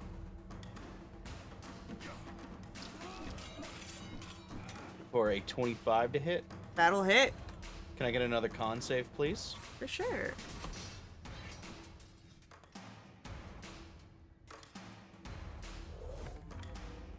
That is a 4.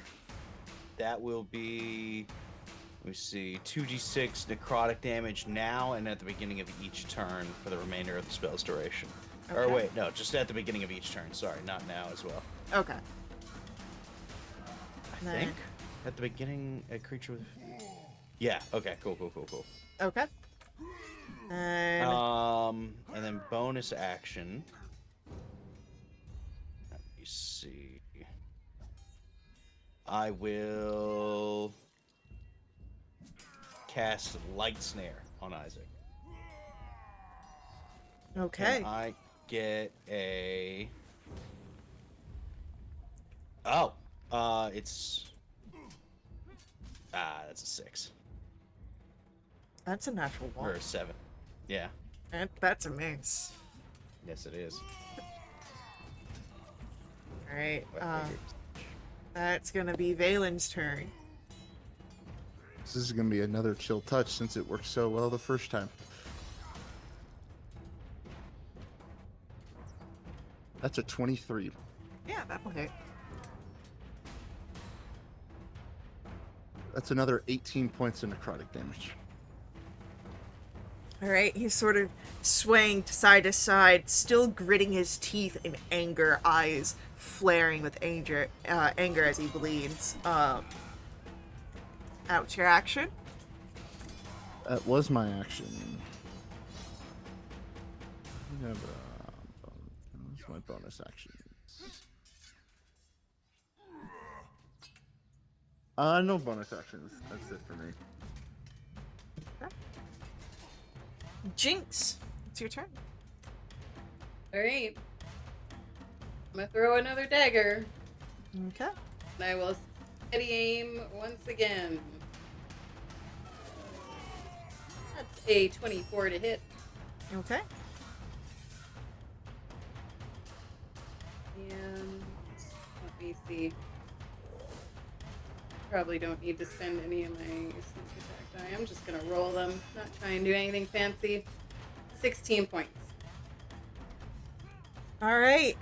Jinx, would you like to paint a picture? So Jinx holds onto the blade part of the dagger. He throws it, and the hilt just smacks him right smack in the middle of his forehead. And then I feel like he keels over backwards. Alright, yeah, so Isaac is on the ground, unconscious. And you've got a brief moment here to take a breather when you hear the sort of gallop, and you would see where riding back on his horse is Rictavio, the bard.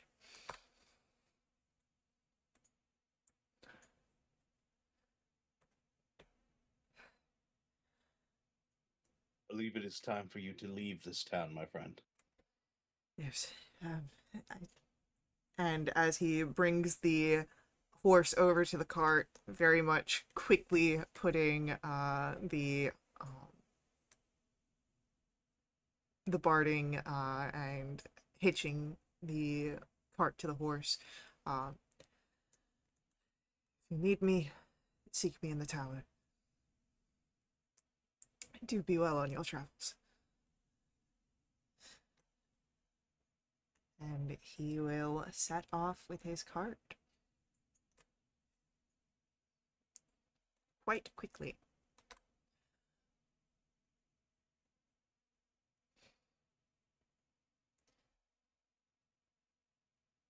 And as he departs, I'm going to say we're going to take a quick little break here. And we'll be back in a few minutes.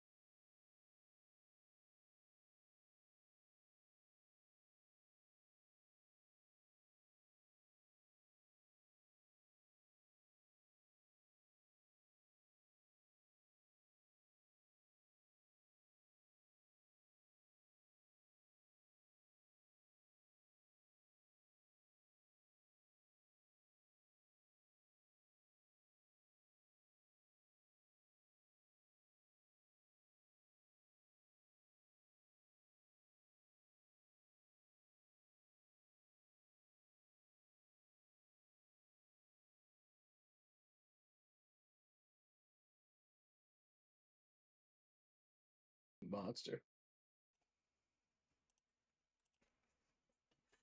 All right, so as Octavio runs away, the gallop of his horse soon replaced by just the pitter patter of the rainfall hitting the mud of the streets. Uh, what would you like to do?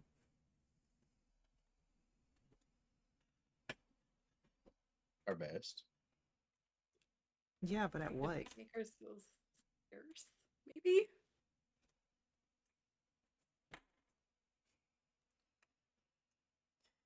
Dancing around, does it look like there were any witnesses? Uh, not in this area, no.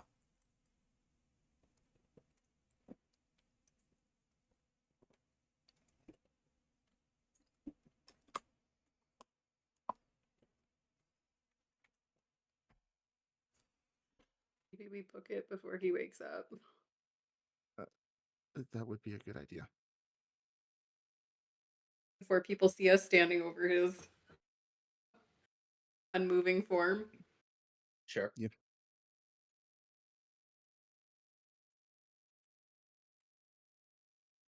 Alrighty.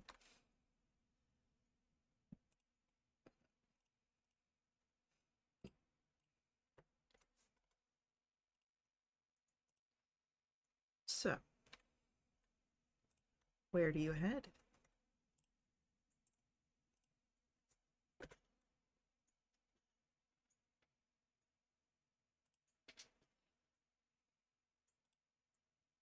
Blue Water Inn?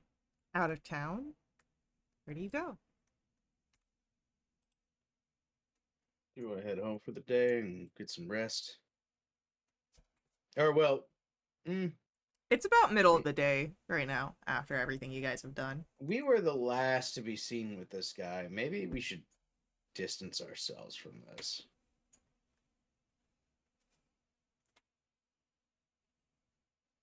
You could always head out to the winery. Hmm. That way, if they I'm down with come that. looking for you, you're not here. Yeah. Should we tell Irina we're leaving? She seemed like she was cool to stay here.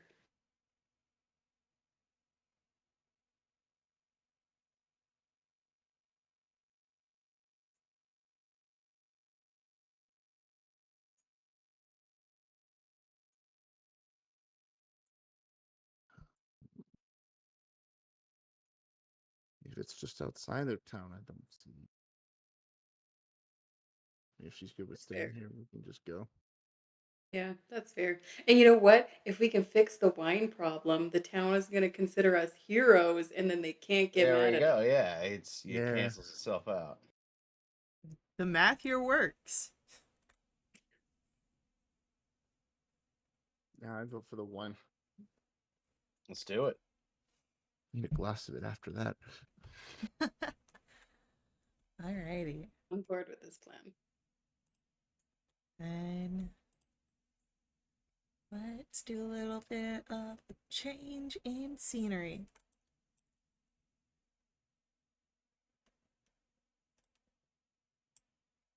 So, you are currently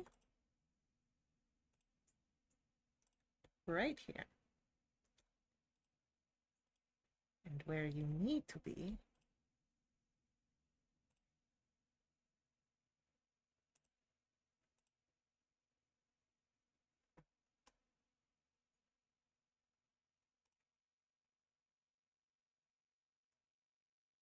is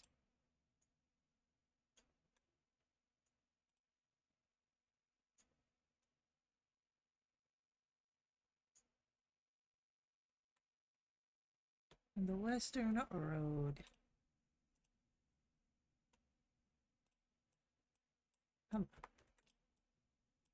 Where you're heading is there. So, The main Is road, the tower here? that's the tower right there, yep.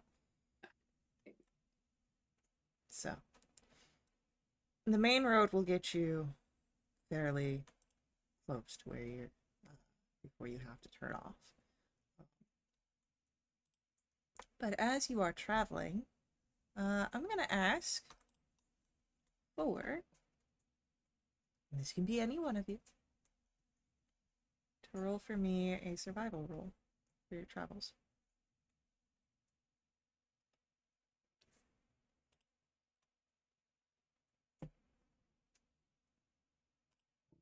I got a +3 modifier. You want me to do it? Yeah, go for it, man. 17. Okay.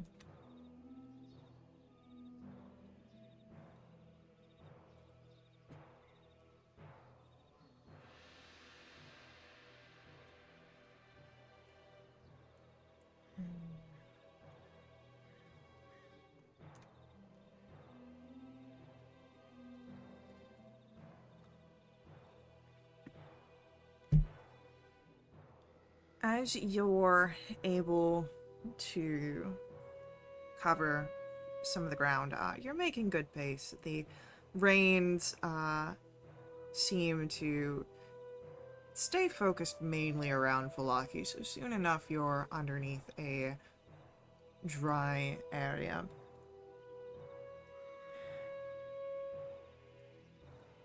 And as you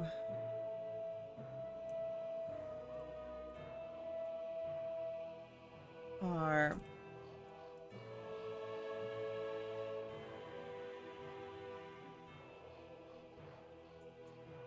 able to see a old post, snapped wooden signpost here at the crossroads.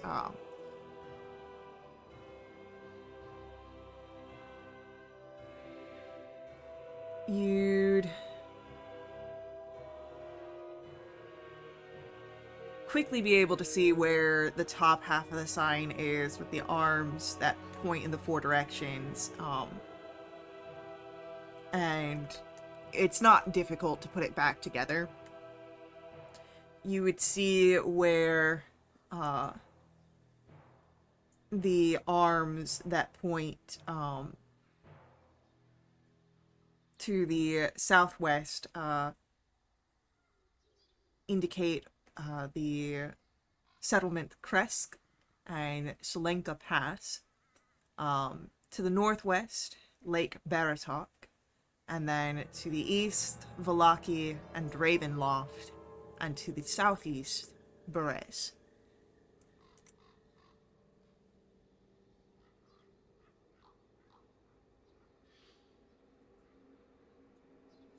And a river, of course, runs underneath the bridge at this intersection.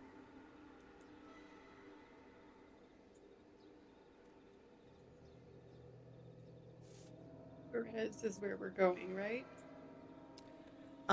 No, you are not heading towards Berez. But you could if you'd like. I like to head toward the winery. The winery is going to be further west, so following along the old Svalich Road.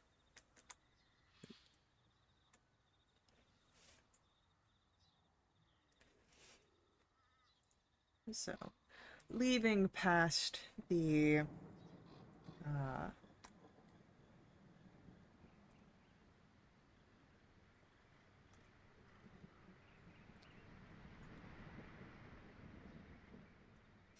area there, got a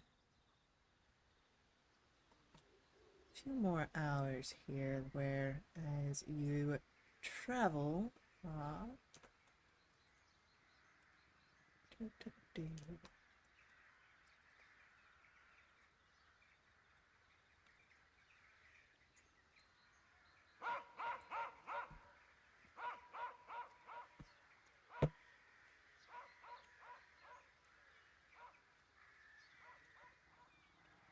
I don't think I do. Okay.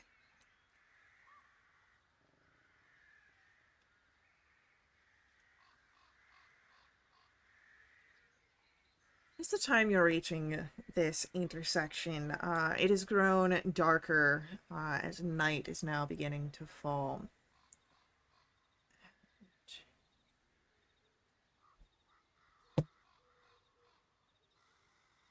You would see that there are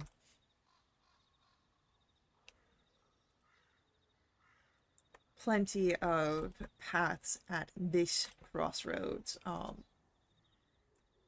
The path to the north of where you stand quickly turns to a dirt path. There is a branch that heads south that seems to wind through the lower mountains. And then another branch is heading west where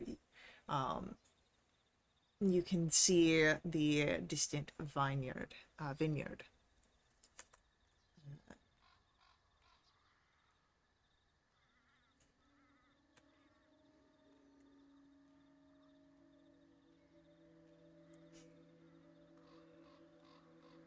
As you make your way towards the path leading to the vineyard, as that is, of course, your objective, there's another signpost you see. The three arms pointing along the branches. The one that points north says Kretsk, and you see the woods, the stone bridge that spans a river. The arm that points east reads Valaki, where you've just come from. And the one pointing southwest reads the Wizard of Wines, as you see the road slopes gently downward. But it is getting, again, pretty late. You don't know what might be awaiting for you at the vineyard, so perhaps it might be best for you to settle down. But before you can try to find camp, you hear the sounds of shuffling. And as you look around, you would notice in the shadows that there are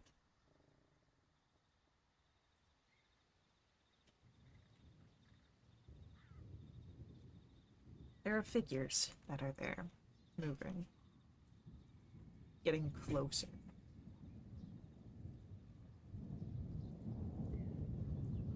And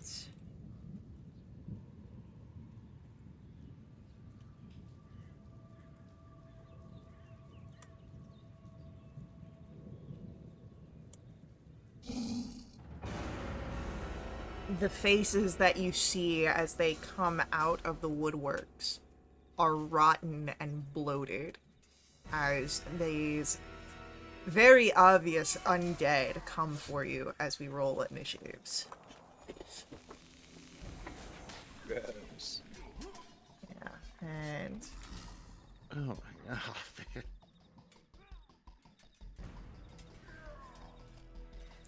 we'll just put you in some grass for this one.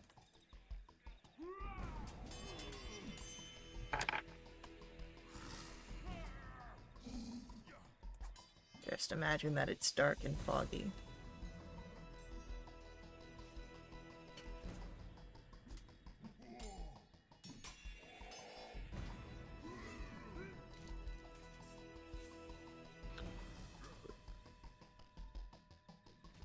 Now we got a zombie generation machine too. Yeah, it's called this entire module.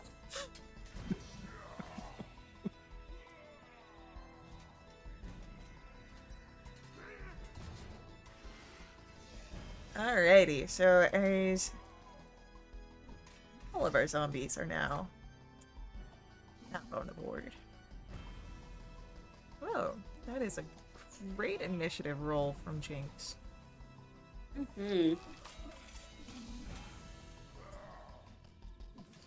Jinx, you get to go first. That's great. I am just reading something really quick. Um,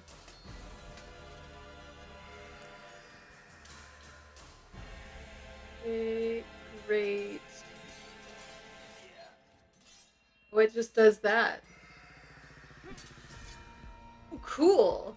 Okay. Uh, Jinx is going to take out the sun sword he's never used before. And he'll use his bonus action to cause a blade of pure radiance to spring into existence from the hilt. Ooh. And then he's gonna he'll run up to this one.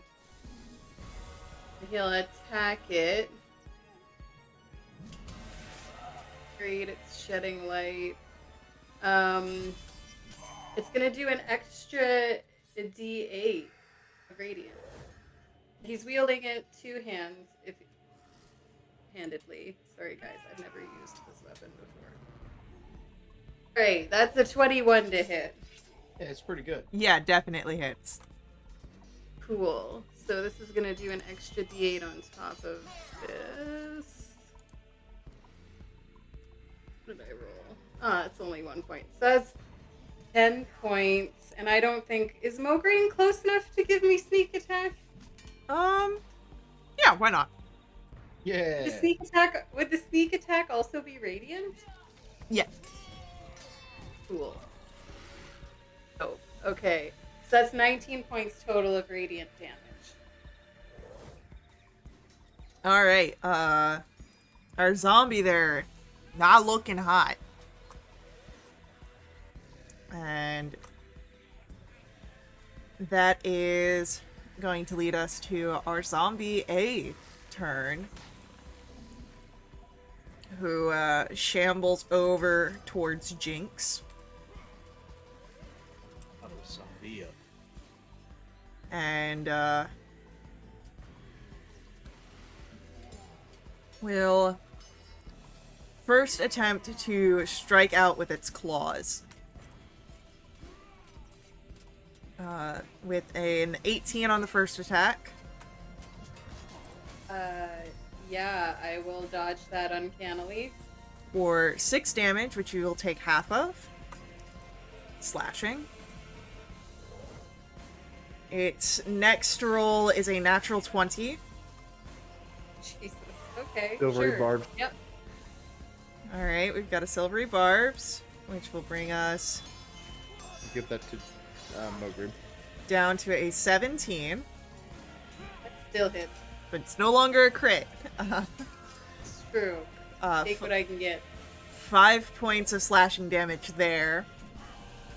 And then it's going to try and bite you Jeez Louise. with an 18, Yep. dealing 4 piercing damage. Gross. Don't like that. Alright. Zombie B is going to make its way over towards Valen. And will attempt much the same. Some claw attacks, some biting. The bite is a 21 to hit. Yeah. 5 points of piercing damage. Can. The claw is an 18 Yep. for 7 slashing. And the second claw attack misses with a 10. Yep. Zombie C is gonna meander over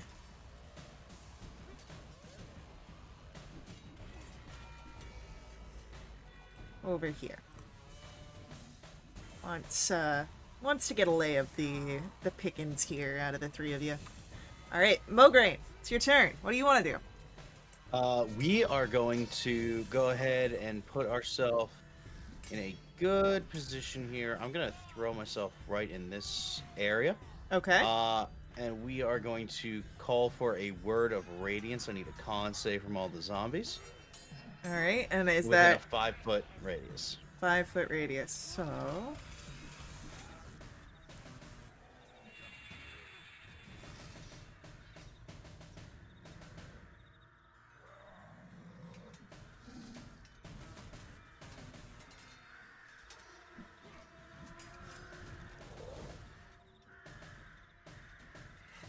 Alright, so around you in a 5-foot radius, that's gonna be A and C. Is it possible to get E in there as well if I push a little bit further down? Not quite, because you're gonna be moving out of that. The way that I do Got it it. is, like, Okay. it's gotta be at least half for it to Got it. catch. Yeah, I get you. So, but hey, 2 out of 6, that's pretty good numbers. We'll take it. And you said con save? Yes, please. That is a 4 from A. And a 15 from C. The 15 passes, the 4 fails. They take that full radiant damage, and if they pass, then they don't take it at all. Alright, cool. Well, A's looking a little crispy, but he's still undead. Anything else from Mograine? Not currently. Okay. Our zombie D saw that blaze of light and doesn't really like it, so moving up, going over here. I'm gonna try and bite Mograine. Understandable. That is a gentleman's 20 to hit. Gentleman's 20 will in fact hit. That'll be 5 points of piercing damage. Ow. And he's going to try and slash at you with the claws. That is a 13. Will not hit. And a 7. Will not hit. Valen, it is your turn. I don't like the zombie in front of me, so I'm gonna chill touch him You can try. with an 18 Oh yeah, that time. for 10 necrotic damage. Okay. And I will... Is that a bonus? That is a bonus action. I'll use a bonus action to use 2 sorcery points and gain back a level 1 spell slot. Beautiful. That's my turn. Alright. Zombie E. Gonna move in on Mograine and start laying down some claws and maybe a bite. 17 with the claw attack. For 4 slashing against Mograine. Okay. A 9 is gonna miss. Yep. And then the bite is a natural 20. Yeah. Silvery barb. Now I give that to Jinx. Alright. Brings the natural 20 down to a 14.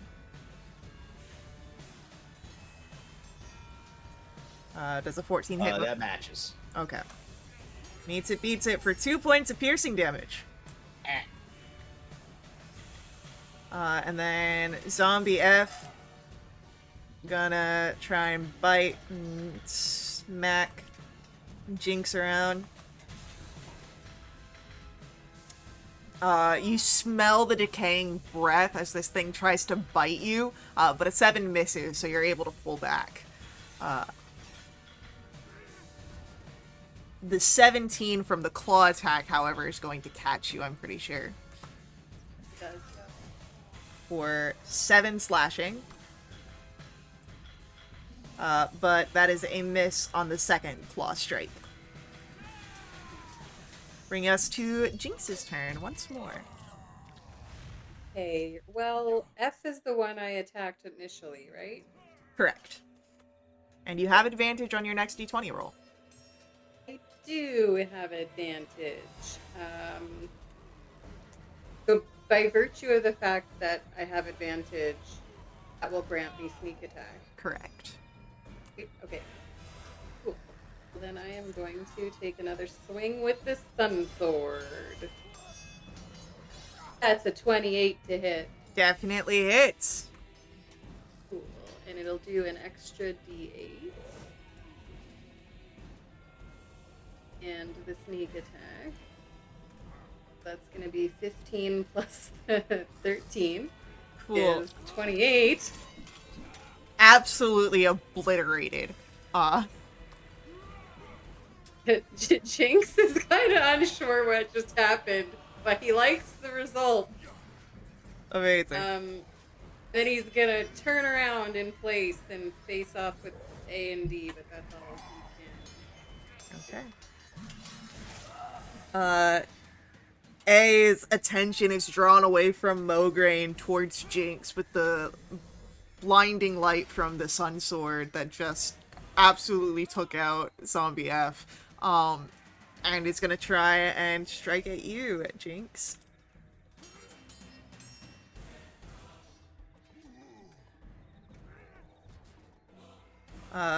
The bite is going to miss. As will the first claw attempt. And I do believe that a 12 also misses. It does. Zombie B over near Valen. Going for some claw attacks first and foremost. Cool. An 18 on the first one Yep. for 6 slashing. Okay. A 9 is going to miss on the second claw attack, Okay. but it is going to try and bite you. Okay. But that also misses. Bringing us to Zombie C near Mograine. Gonna attempt a bit of an attack barrage. A 13 misses. A natural 1 is gonna miss. But as the claws come down a second time, a 22, I believe, will hit. Yes. For 3 points of slashing. And Mograine, it is your turn. Awesome. We are gonna go ahead and let's see. I believe I have something that would. We're gonna go for a turn undead. Okay. So tried and true, nice and classic. I need a 14 whiz from every zombie within 30 feet of me. That's gonna be all zombies here. A fails with a 7. Beautiful. B gets a 14. Excellent. That matches. Meets it, beats it, though. C gets a 19. So he gets a 19. Okay. D gets a 15. Okay. And E gets a 2. So A and E are effective. And turned. And is that on their reaction they have to move away? They are incapacitated and fear. Okay. Incapacitated. Oof. I mean, creatures fail to save. It is frightened and incapacitating conditions for 1 minute, and for that duration, if it tries to move as far away as it can. Okay, cool. So incapacitated with movement. Got it. Cool, cool, cool. Beautiful. All right. Anything else from Mograine? Not current. No. All right. Zombie D is gonna try and spread the love here. Swipe once at Mograine. Swipe once at Jinx and try and bite Jinx. 10 is gonna miss Mograine. Yes. An 11 misses Jinx. And then a 13 to hit Jinx. Alright. No one gets hit by Zombie D. And Valen, it is your turn. I'm gonna utilize my new spell here because I have two friends and I don't want any more than that. So I'm gonna just casually thunderstep over to here. So I need Zombie B to make a Constitution saving throw for me, as a giant boom of thunder is left behind from where I stood. That is a 14. He fails, so he's going to take full damage from this. That is 16 points of thunder damage. Lovely. Anything else? I'm just guessing everybody in Barovia heard that because the thunder can be heard up to 300 feet away. It's definitely caught some attention. You don't know whose, but it's caught attention. Bonus action. I think I do. Oh, no bonus action for me, so that's it. Alright. E is gonna run away.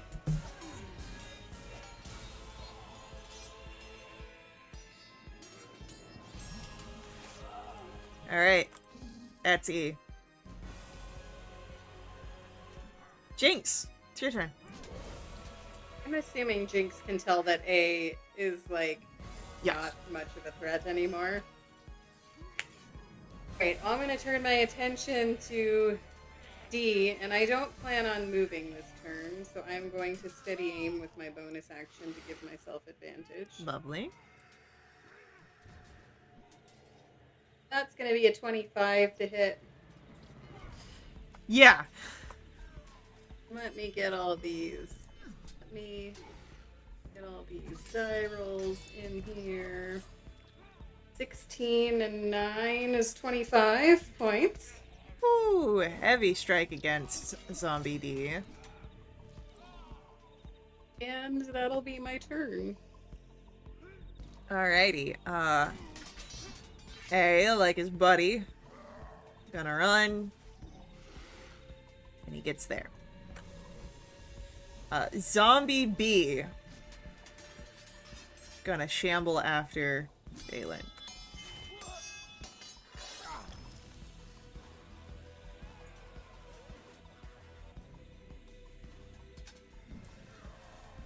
And, that's gonna be 2 claws. 18? Yep. 3 slashing. Yep. A 14. Yep.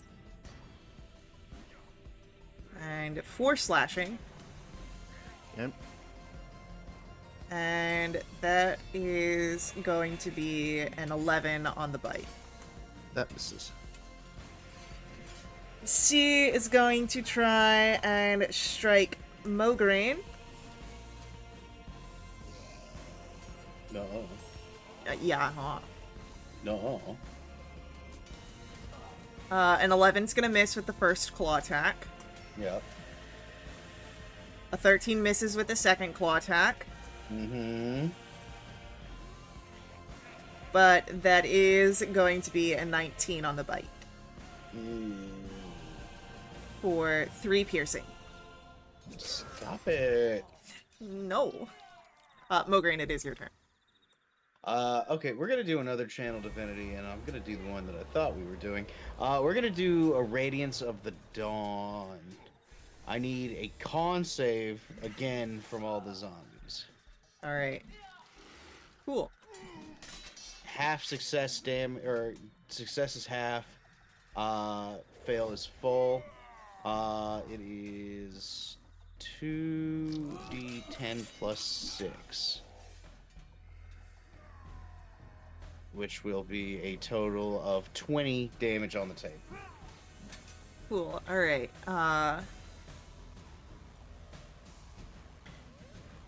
A fails with an 8. B succeeds with a 17.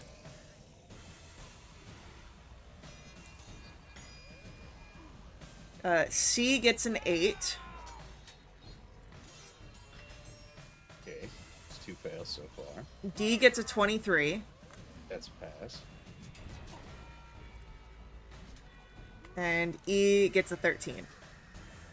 That's a fail. Okay. So passes get 10, fails get 20.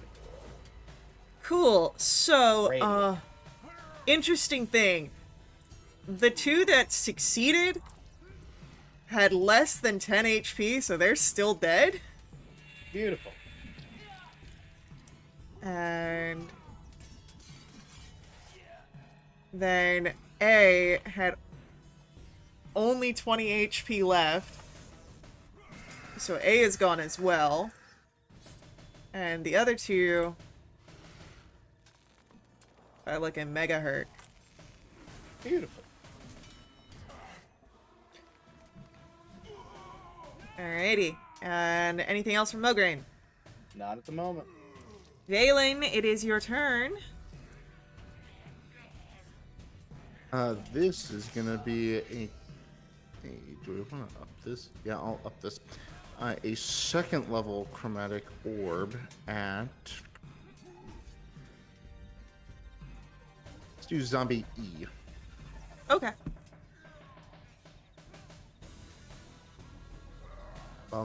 Positive at 10 misses. 10 actually hits a zombie. Cool. Okay. I'll take it.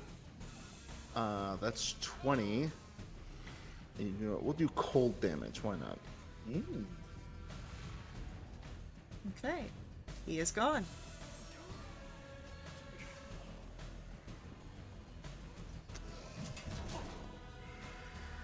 What happened there? Hold on.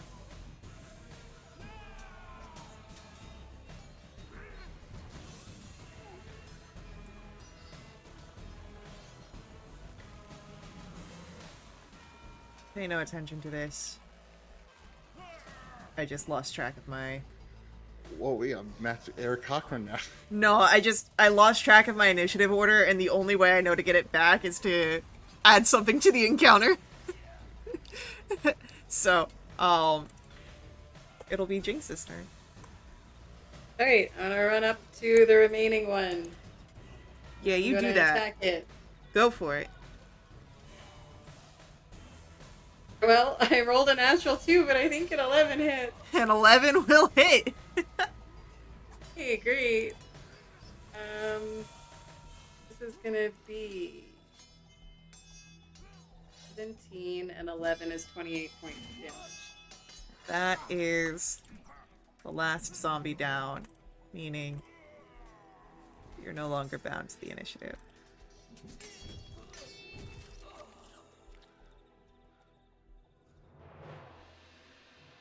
So, with that interesting interaction dealt with, you can perhaps try and search the grounds for some area that is not as wet and muddy as the rest, to perhaps camp before investigating whatever has caused the winery to stop making deliveries. I'll ask for a survival roll.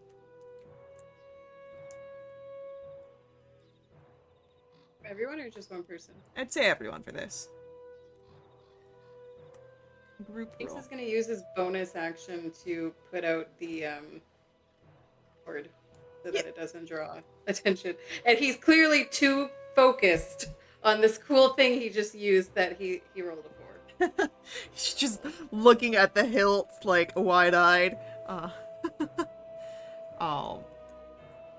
But, while Jinx is preoccupied with his new ability that he unlocked, against the zombies, Valen and Mograine, while you are unable to find an area that is dry innately, you do find enough, like, sticks and thrush to put down to create a layer between you and the mud. Hell yeah. So, your group is able to set up camp for the evening, and I'm assuming we're gonna have watches set out. I'll take last watch. I'll I'm take. not doing. Go ahead. I was just gonna say I'm not doing too bad. So if Yeah, you I'm at wanted, 13 HP, so yeah. So if I could do first watch, if Sure, you I'll take guys middle. want to try and get some rest.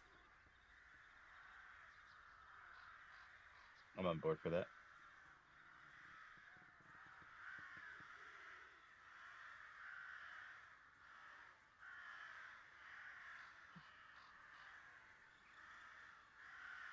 All right, so Jinx, you're up first. Let's get a perception roll.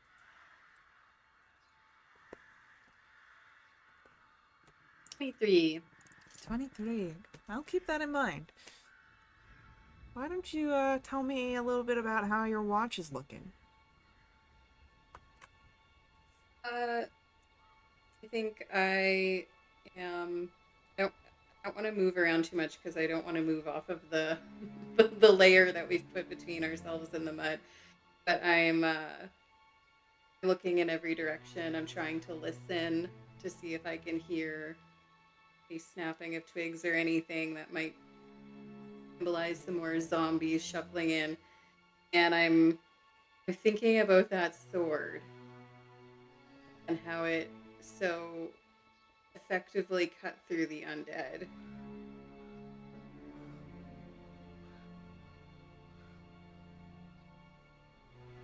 As you are sort of thinking back about the sword and how it interacted against those undead, um, you would hear something. And it's strange. It's almost like a clop of hooves, but it is soft, like an echo rather than anything fully present. And moving down the road, um,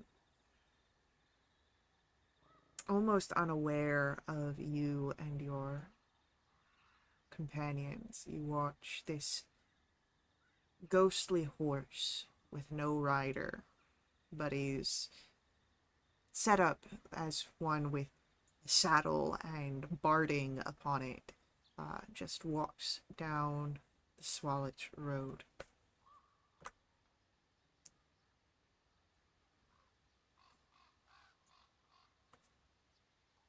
This is gonna stay very quiet and just watch it to make sure it keeps on its way. It does, and as it moves further down the road due to its semi-corporeal nature, it almost seems like it disappears the further it gets away from you.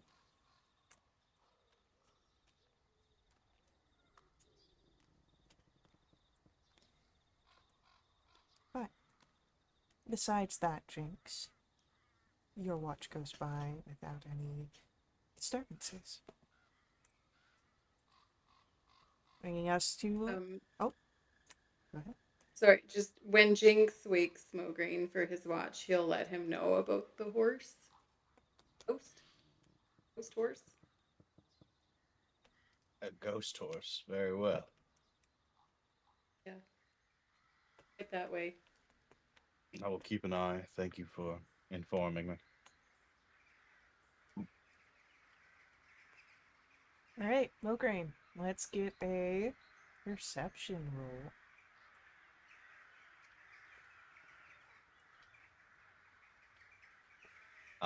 Mograine's gonna keep it real quiet and simple during his. He's got 5 HP right now, so he's not looking to rock the boat too much. Don't rock the boat. Don't rock the boat, baby. All right, where's your perception roll, buddy? It is right there. Okay, 14. I will keep that in mind. as you keep quiet, keep watch over your companions, tend to your wounds to make sure that they'll heal nicely. If anything happens on your watch, it is of no disturbance. It does not catch your attention. Bringing us to Valen. It's your watch. All right.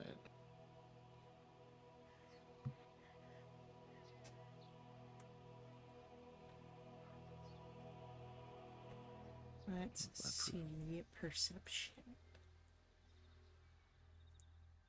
Cool. 6 and 9.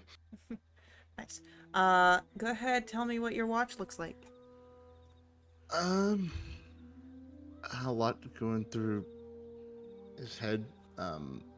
Very wild last couple days.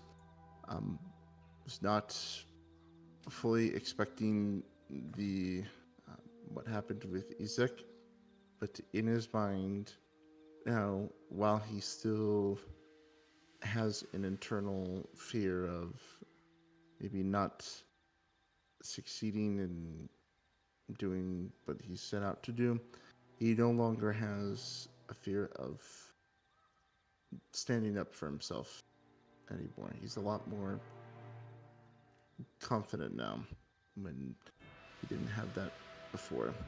And that fight with Isaac kind of proved that to himself.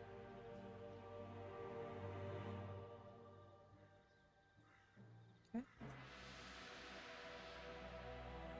Well, if anything happens on your watch, it's nothing large enough to garner your attention, so perhaps nothing of a dire nature.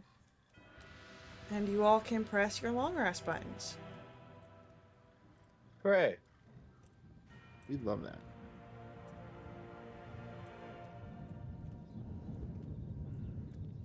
And when you all awake in the morning, ready to set out for your journey, Jinx, you're the first one to be aware of this. Something that seemed to have slipped past your companions during their watch. But there, at the foot of your bedroll, is a wooden doll, carved with 2 ears and a scarf, made to look like you, Jinx. And you would see the nightmare rune carved right upon the forehead.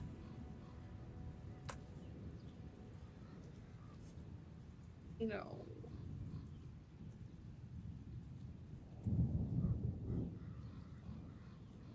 Jinx is frozen staring at it.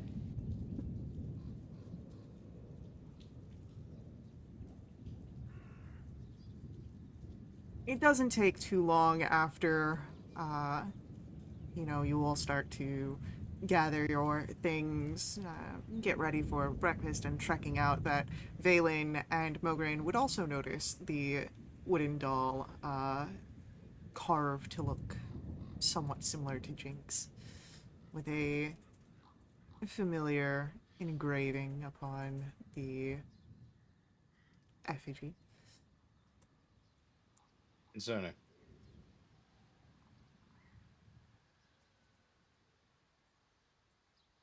This thing has been following me.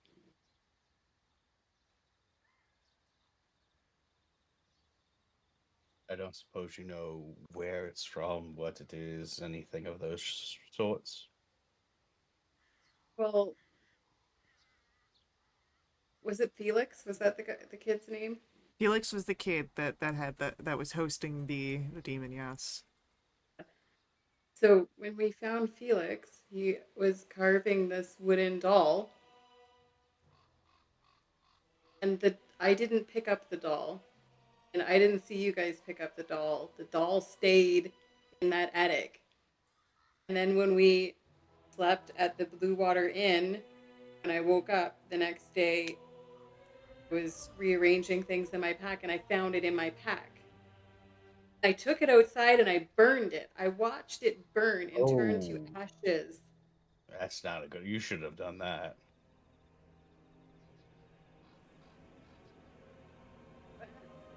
How was I supposed to know that? Um, And that's like a big thing on the list of things not to do. I don't know anything about creepy dolls. Clearly. Then I woke up the other night after we dropped off the two other kids, and I was covered in ashes, and this symbol was on the ground.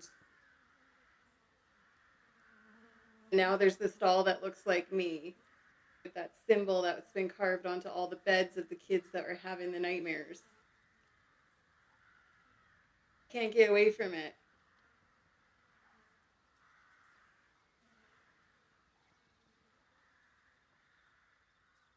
Well, perhaps we should see someone about dealing with that. It sounds as though you've been afflicted with something.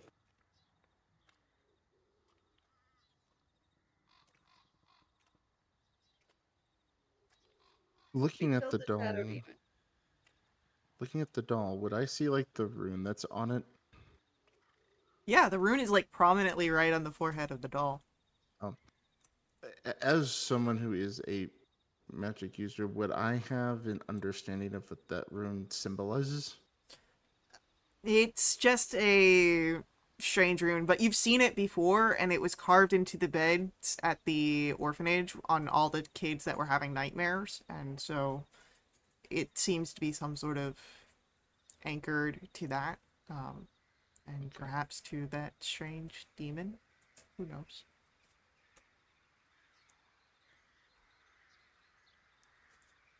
We gave the locket to the church. I wonder if the locket needs to be destroyed or something.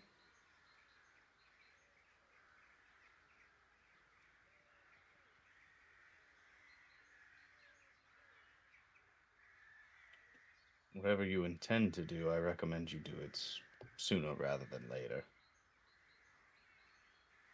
I mean, I don't want to wait. I don't like that this thing is. What is it gonna do? Sounds like it's going to cause you trouble. Roll for me history checks here, everybody.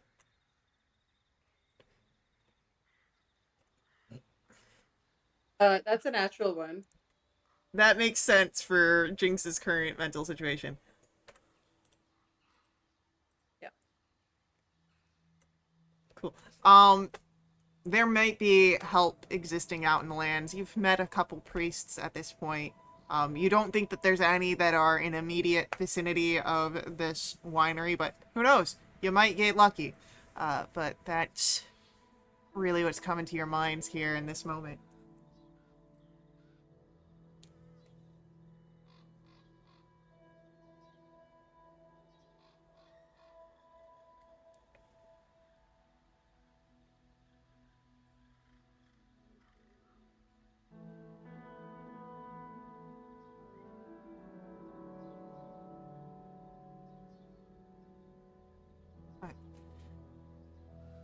Aside from a very sudden wake up for Jinx with the shock of adrenaline and perhaps a little bit of fear, your morning goes by well. And, well, you've got a day investigating the winery ahead of you, which we'll pick up in our next session. So